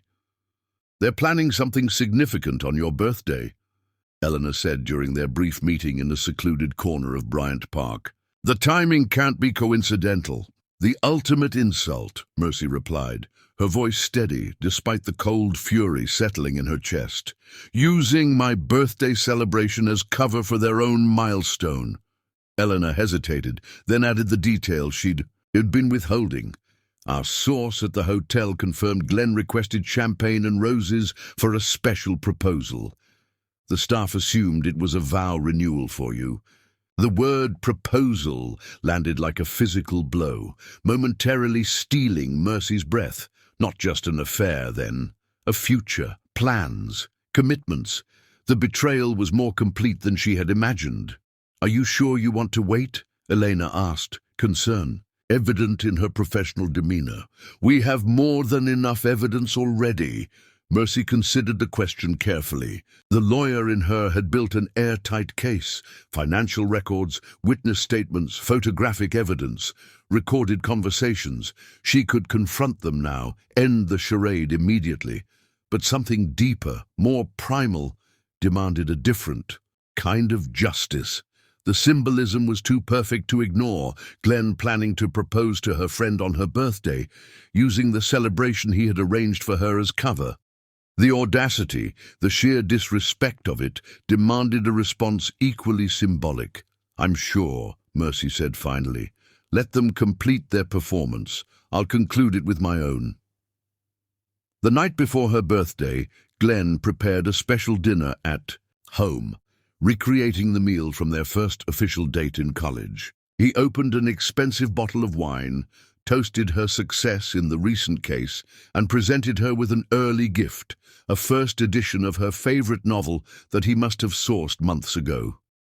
"Just a prelude to tomorrow," he said, his eyes warm, as he refilled her wineglass. "I've been planning something special for weeks. Have you now?" Mercy kept her tone light, curious how far he would take this performance. "You work so hard, give so much to everyone else," Glenn continued, reaching across the table to take her hand. "You deserve to be celebrated properly."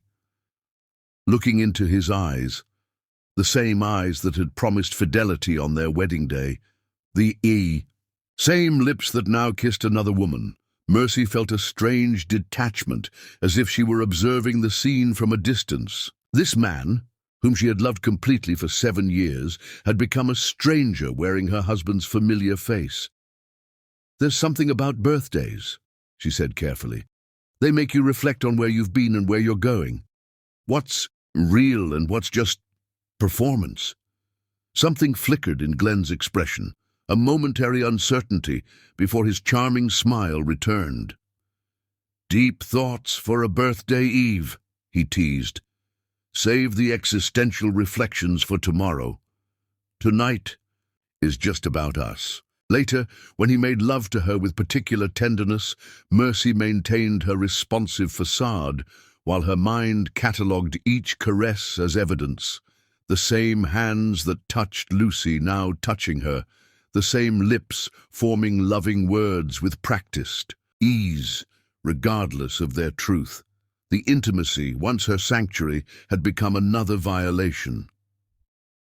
After Glenn fell asleep, Mercy slipped from bed and checked her secured email one final time. Elena's latest report confirmed the detailed arrangements for the following evening. Glenn had reserved the rooftop restaurant at the Peninsula Hotel for 7 o'clock, an elaborate surprise birthday celebration with their closest friends and family invited. Lucy would arrive separately, ostensibly as another guest. At precisely 9:30, Glenn had arranged for Mercy to be called away by the hotel staff for a special birthday message, creating a window during which he would escort Lucy to the private East Terrace, where flowers, champagne, and the diamond bracelet awaited. The plan was detailed, calculated, and extraordinarily callous, using Mercy's birthday celebration as the backdrop for his romantic milestone with her friend. The coldness of it, the deliberate layering of insult upon betrayal, crystallized her resolve. Her response would be equally methodical. The morning of her birthday dawned bright and clear, a perfect October day with crisp air and golden sunlight filtering through autumn leaves. Glenn was particularly attentive, serving breakfast in bed and presenting her with flowers before heading to work with a secretive smile and promises for a special evening. "Wear that blue dress I love," he suggested, kissing her goodbye. "And don't make any dinner plans. I'm kidnapping you at 6. Lucy, too, was effusive in her birthday wishes, presenting Mercy with a handmade card and small gift, a delicate bracelet that, given what Mercy now knew, seemed a particularly twisted choice. "I've got a study group all afternoon," Lucy said, gathering her books with unusual haste. "But I'll see you tonight, right?" "Oh, you'll definitely see me tonight," Mercy replied, her smile never reaching her eyes. Once alone, Mercy moved with decisive purpose. First, she contacted Elena, confirming the final arrangements they had put in place. Next, she called her mother, having a brief but important conversation that ended with her mother's worried promise to trust her judgment. Finally, she opened her laptop and systematically transferred funds from their joint accounts to separate ones she had established weeks earlier. Not everything, but enough to ensure her immediate financial security. She spent the afternoon preparing, methodically, not just her appearance, but the evidence she would present and the precise strategy of her response.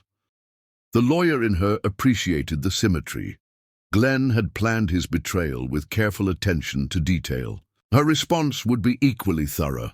At 5:30, she dressed carefully in the blue dress Glenn had requested, applied her makeup with precision, and arranged her hair in the elegant updo he particularly admired. Standing before the mirror, Mercy hardly recognized herself, not because of her appearance, which was flawless as always, but because of the woman behind the reflection.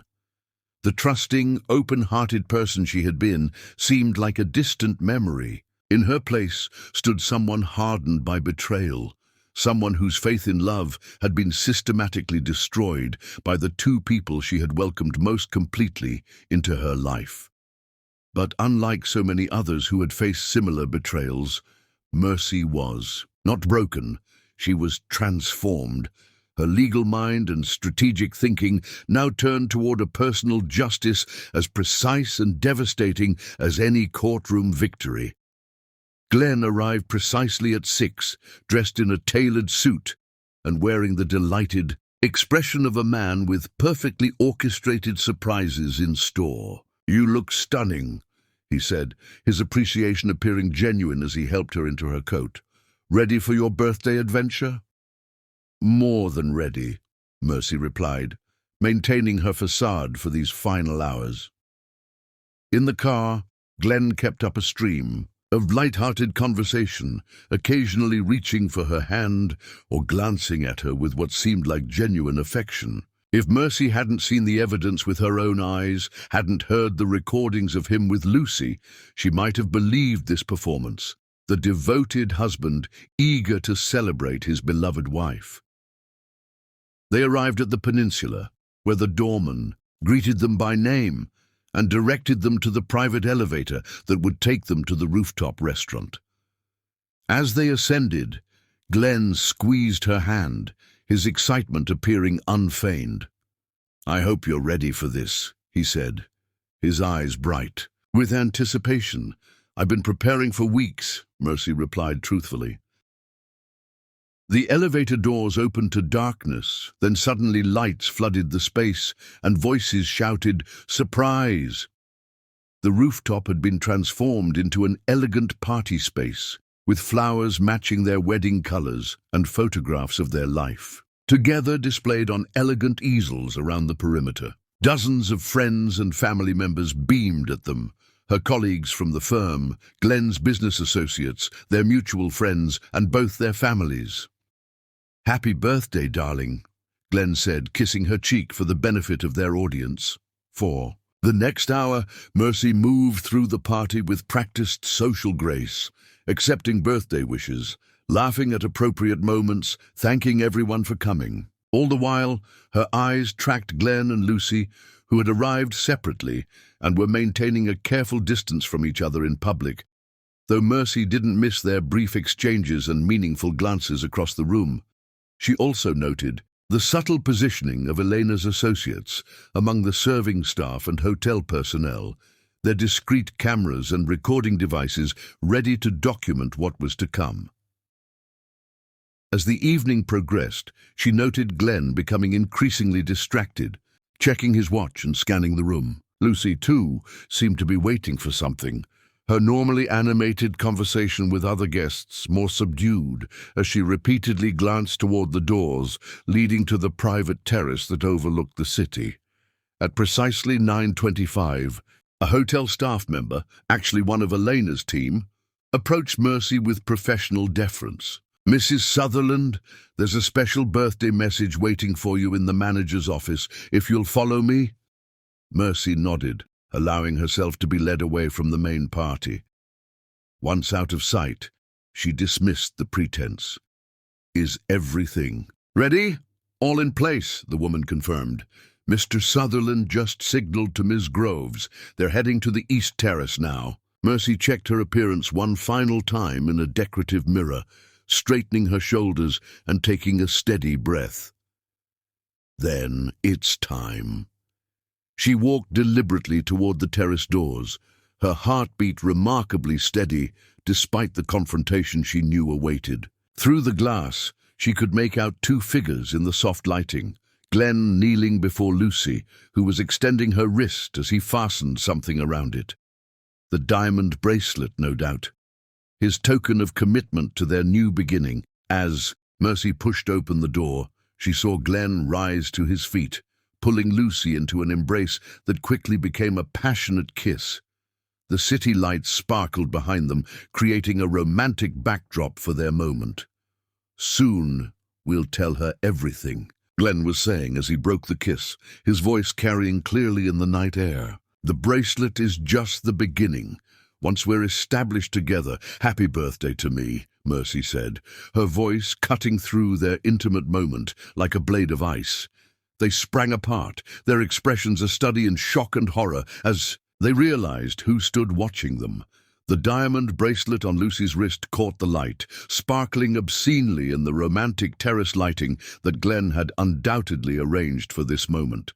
For a suspended second, no one moved. Then, with deliberate calmness, Mercy crossed to the small bar cart on the terrace, picked up a flute of champagne, and walked toward them. Glenn's face had drained of color, while Lucy had the wide-eyed panic of prey, realizing it's been caught in a trap. "Mercy," Glenn began, his voice strangled. "This isn't—" The champagne hit him full in the face before he could complete the lie, liquid dripping down his expensive suit as he sputtered in shock. Before either of them could react further, Mercy delivered two precise, ringing slaps, first to Glenn's face, then to Lucy's, the sound sharp and final in the night air. "I trusted you with everything I had," Mercy said, her voice deadly calm despite the storm of emotions beneath. "I'm not the weak, naive woman you clearly think I am." She turned slightly, and only then did they notice the terrace doors had remained open. Standing in the threshold were several party guests who had been discreetly directed there by Eleanor's team: Glenn's parents, Mercy's mother, two senior partners from their respective firms, and several close friends. Their expressions ranged from confusion to dawning horror as they processed the scene before them. "Perhaps you'd like to explain to our guests the significance of that bracelet, Glenn, or why you're kissing my friend on my birthday." Mercy's voice remained steady, her composure unbroken. "Or maybe you'd prefer I share the evidence I've been gathering for weeks." Glenn took a halting step forward, his hand outstretched. "Mercy, please, we can discuss this privately. Like you've been privately discussing your future plans, your new beginning." She withdrew a folded paper from her clutch. "Would that be the beginning you've been financing with funds diverted from our joint accounts? Or the beginning you've been planning in those lengthy business meetings that curiously never appear in your firm's calendar?" Lucy finally found her voice, though it wavered uncertainly. "Mercy, you don't understand. We never meant to hurt." "You save the performance, Lucy. Or should I say Lucille Andrews, since that's the name you used in Sydney with the Prestons and in Auckland with the Whitfields." Mercy's gaze was cutting. "Your pattern is quite consistent. Befriend a wealthy couple, seduce the husband, extract financial support. Though I'll admit, engraving for my new beginning on the bracelet is a new touch." Lucy paled visibly, her carefully crafted persona crumbling as her past was exposed. "That's not... You don't know what you're talking about." "I know exactly what I'm talking about," Mercy replied evenly. "Just as I know you were never accepted to Columbia, that you've been pretending to attend classes while actually meeting my husband in various locations across the city, and that you've been systematically manipulating both of us since the day you arrived." She turned back to Glenn, whose expression had shifted from shock to desperate calculation, his mind clearly racing for a way to contain the situation. "Don't bother formulating your defense, Glenn. I have photographs, recordings, financial records, and witness statements. I've been building this case for weeks. It's quite airtight." The lawyer in her couldn't help but appreciate the elegant demolition of their deception, the methodical dismantling of the lies they had constructed so carefully. There was professional satisfaction in watching them realize how completely they had been outmaneuvered. But beneath that cold precision, a deeper pain throbbed, the irrevocable loss of what she had believed their marriage to be. 7 years of shared history, of trust and partnership, revealed as partially illusory. That wound would take longer to process than the anger and indignation that currently fueled her. "See you both in court," she said, with deadly finality, turning away from their stricken faces. As she walked past the gathered witnesses, Mercy maintained her composure, back straight and head high. Only her mother received brief eye contact, a silent acknowledgement of the pain beneath the performance. The party had stilled as words spread through whispers and glances. Mercy moved through the suddenly awkward gathering with deliberate grace, pausing only to speak quietly with the lead server, another of Elena's team. "Execute Plan B," she instructed, "and make sure everyone receives the evidence packets on their way out. As she stepped into the elevator alone, Mercy finally allowed herself a moment of genuine emotion, not collapse or breakdown, but a deep breath of liberation. The weight of suspicion and pretense lifted from her shoulders, replaced by the clarifying anger of a woman who had been betrayed but refused to be broken. The doors closed on the chaos she had left behind, Glenn and Lucy facing the public humiliation of their exposed affair, the carefully selected witnesses ensuring the story would spread through their professional and social circles within hours, the evidence packets that would be distributed to key individuals, guaranteeing that neither of them could spin a more flattering narrative. Her birthday celebration had indeed become a milestone, though not the one Glenn had planned. For him, it marked the beginning of consequences. For Mercy, it was the first day of reclaiming her life from betrayal, not as a victim, but as the architect of her own justice. Chapter 10. The Devastating Revenge. The morning after the birthday disaster, Glenn Sutherland awoke in a hotel room with a pounding headache and 46 missed calls on his phone. The events of the previous night played in his mind like a nightmare. Mercy's appearance on the terrace, the public humiliation, the cold fury in her eyes before she walked away. Lucy had disappeared in the chaos, not answering his frantic texts or calls. Glenn's delusion that he could fix the situation shattered the moment he arrived at their brownstone. The locks had been changed. A security guard informed him that he was not permitted on the premises and handed him a sealed envelope containing a temporary restraining order. "This is my house," Glenn protested, his voice rising. "Actually, sir, according to the deed I've been provided, this property is solely in Ms. Christian's name, a gift from Richard and Elizabeth Sutherland to both of you, but legally registered only to her." Stunned, Glenn retreated to his car, tearing open the envelope.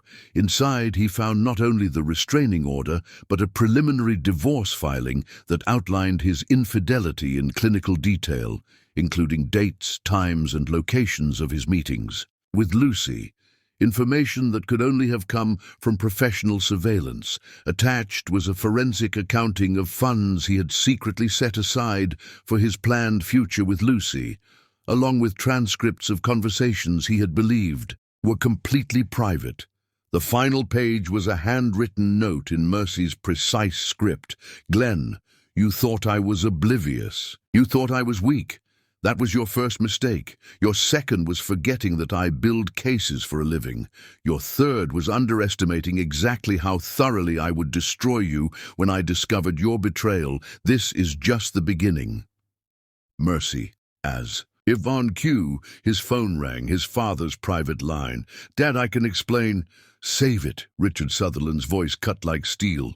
"I've just spent an hour with Mercy and her attorneys. The board meeting is at noon. You have until then to decide if you'll resign voluntarily or be removed. Either way, your access to all company accounts and properties has been suspended." "What? You can't?" "I can, and I have. Not only have you made a fool of yourself personally, but you've put the company at risk with your financial maneuvers. Did you really think shifting development funds through offshore accounts would go unnoticed? How did she? Apparently your wife has been documenting your creative accounting for months. She simply chose not to reveal it until now." The call ended abruptly. Glenn tried calling Lucy, only to discover her number had been disconnected. At noon, Glenn walked into Sutherland Development's conference room. The silence that greeted him was his first clue that the situation was beyond redemption. The second was the presence of Mercy herself, sitting calmly beside his father at the head of the table. For the next 30 minutes, Mercy laid out a comprehensive case against him, not just personal indiscretions, but professional ones. She presented evidence of his misrepresentation of community support for the Harlem Project, his manipulation of environmental impact data, and his diversion of funds designated for community benefits. "As you can see," she concluded, addressing the board rather than him. These actions expose Sutherland Developments to significant legal and reputational risk. I've prepared a mitigation strategy, but it requires Mr. Sutherland's complete separation from the company. The vote was unanimous. Glenn watched in numb disbelief as his professional life was systematically dismantled, culminating in his father personally demanding his company identification and electronic devices. "Why are you doing this?" Glenn finally asked Mercy, desperation cracking his voice. Mercy regarded him with clinical detachment. "This isn't destruction, Glenn. It's consequences. For the first time in your life, you're experiencing the natural results of your actions without charm or privilege to shield you." His father stood, straightening his tie. "Your mother asked me to tell you not to call for a while," Richard said, his voice heavy with disappointment. "She needs time." "Dad, please," Glenn began, but Richard held up a hand. "You chose this, Glenn. Not just the affair, people make mistakes, but the systematic lying, the financial improprieties, the plans to abandon the company. Mercy showed me the airline reservations you made for yourself and that woman. One way, tickets to Paris, scheduled for next month. Were you even going to say goodbye?" The evidence kept mounting, each revelation making Glenn's position more indefensible. He had believed himself so clever, covering his tracks, compartmentalizing his dual life. Now he realized he had severely underestimated the woman he had married, a woman who apparently had been 10 steps ahead of him the entire time. Over the next week, Glenn lost far more than his marriage and job. His credit cards had been frozen, his club membership suspended, and his reputation in New York social and business circles utterly destroyed. The evidence packets Mercy had distributed to key individuals in their network had spread through their social circle with devastating efficiency. Most brutal was the email from his brother. "You were the one person I thought would never sell. Turns out you're actually worse than Dad. At least he's honest about his priorities." 2 weeks after being removed from Sutherland Developments, Glenn learned the Harlem Project was proceeding under new leadership, with Mercy named as Special Advisor to the Board on Community Integration. His father had not only removed him, but replaced him with his wife. On day 16, Glenn finally tracked down Lucy. They met at a nondescript coffee shop in Queens. The woman who slid into the booth across from him bore little resemblance to the warm, vivacious Lucy he had fallen for. This version was tense, her eyes constantly darting toward the door. "We need to coordinate our response," Glenn began without preamble. "Mercy has systematically destroyed my life, but together we can—" "There is no together, Glenn," Lucy interrupted, her New Zealand accent suddenly less pronounced. "It's over." "What are you talking about? We had plans. The Paris tickets are worthless now." Lucy leaned forward, lowering her voice. "Your wife didn't just gather evidence on your affair. She built a complete profile on me. My history, my previous relationships, everything. I'm leaving for Australia tonight. You're abandoning me after everything I've sacrificed?" Glenn couldn't believe what he was hearing. Lucy's expression hardened. "You sacrificed nothing. You thought you could have everything, your marriage, your position, your reputation, and me on the side until it was convenient to leave. That's not sacrifice, Glenn. That's entitlement." With that, Lucy walked out of the coffee shop and out of his life, leaving Glenn to face the wreckage alone. The final blow came 3 months later. Having scraped by on increasingly limited resources, Glenn had secured a modest position with a former colleague's development firm in New Jersey. On his 3rd day, his new employer called him into the office. "I'm sorry, Glenn, but we have to let you go." The man slid a folder across the desk. Inside was a detailed background report prepared by a prominent risk management firm, outlining Glenn's professional transgressions at Sutherland Developments. Attached was a personal note on Mercy's law firm letterhead. This information is being provided as a professional courtesy to ensure informed hiring decisions. We can't risk the liability, his employer said apologetically. Every development company in the tri-state area has received this report. Glenn had been blacklisted, not through whispered rumors or vague warnings, but with documented evidence of his own misdeeds, systematically distributed to ensure he could never rebuild his career in the industry he had once dominated. 6 months. To the day after his betrayal had been exposed, a final FedEx envelope arrived at Glenn's dingy studio apartment in Queens, where he now worked remotely as a low-level data analyst. Inside was his final divorce decree, along with a USB drive containing a video file. The video showed Mercy in her law firm office, looking directly at the camera. "Hello, Glenn," she began, her voice steady. "By now you've experienced the consequences of your choices. I wanted you to understand this wasn't simply revenge, though I won't deny that element exists." She leaned forward slightly. "What you're experiencing is accountability, the natural result of betrayal, deception, and ethical failures. I simply removed the buffers of privilege and charm that have protected you from consequences your entire life. You betrayed more than our marriage vows, Glenn. You betrayed the fundamental trust that made our relationship possible. You betrayed the man I believed you had become, and for that, I needed you to experience a loss as complete as the one you inflicted on me." The video ended there. No goodbye, no closing remarks. Just Mercy's clear-eyed assessment of what she had done and why. That evening, Glenn stood outside Mercy's law firm in the rain, hoping for some last chance at redemption. He waited for hours until finally the lobby doors opened and Mercy emerged. She wasn't alone. Glenn's father walked beside her, along with 2 board members he recognized. They were laughing, clearly celebrating some success, Mercy's expression more animated and confident than ever. She was thriving. The realization hit Glenn with physical force. While his life had been systematically dismantled, Mercy had flourished. Professionally, socially, perhaps even personally. She had not just survived their marriage's destruction, she had transformed it into fuel for her own ascension.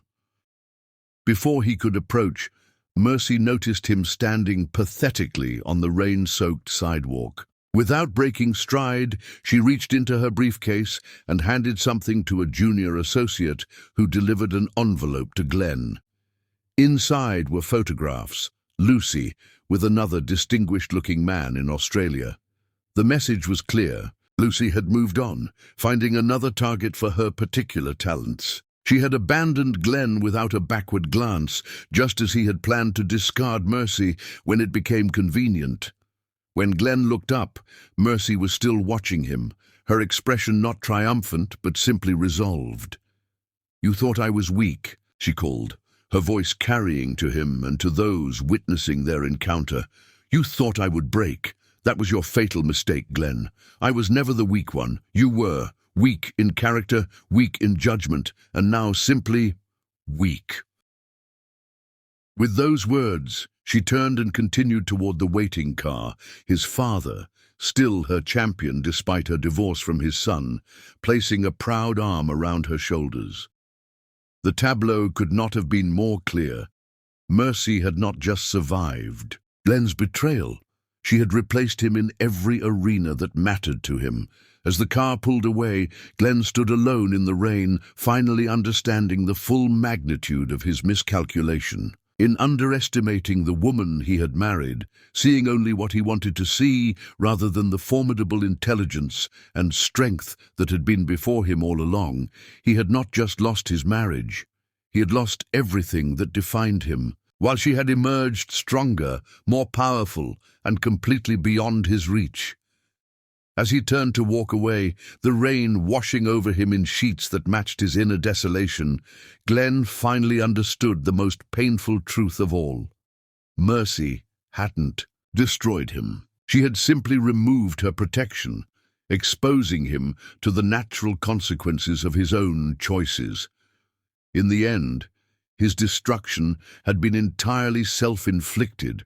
The inevitable result of a man who had never learned that true strength lay not in charm or manipulation, but in integrity and commitment, and that was a lesson he had learned far too late.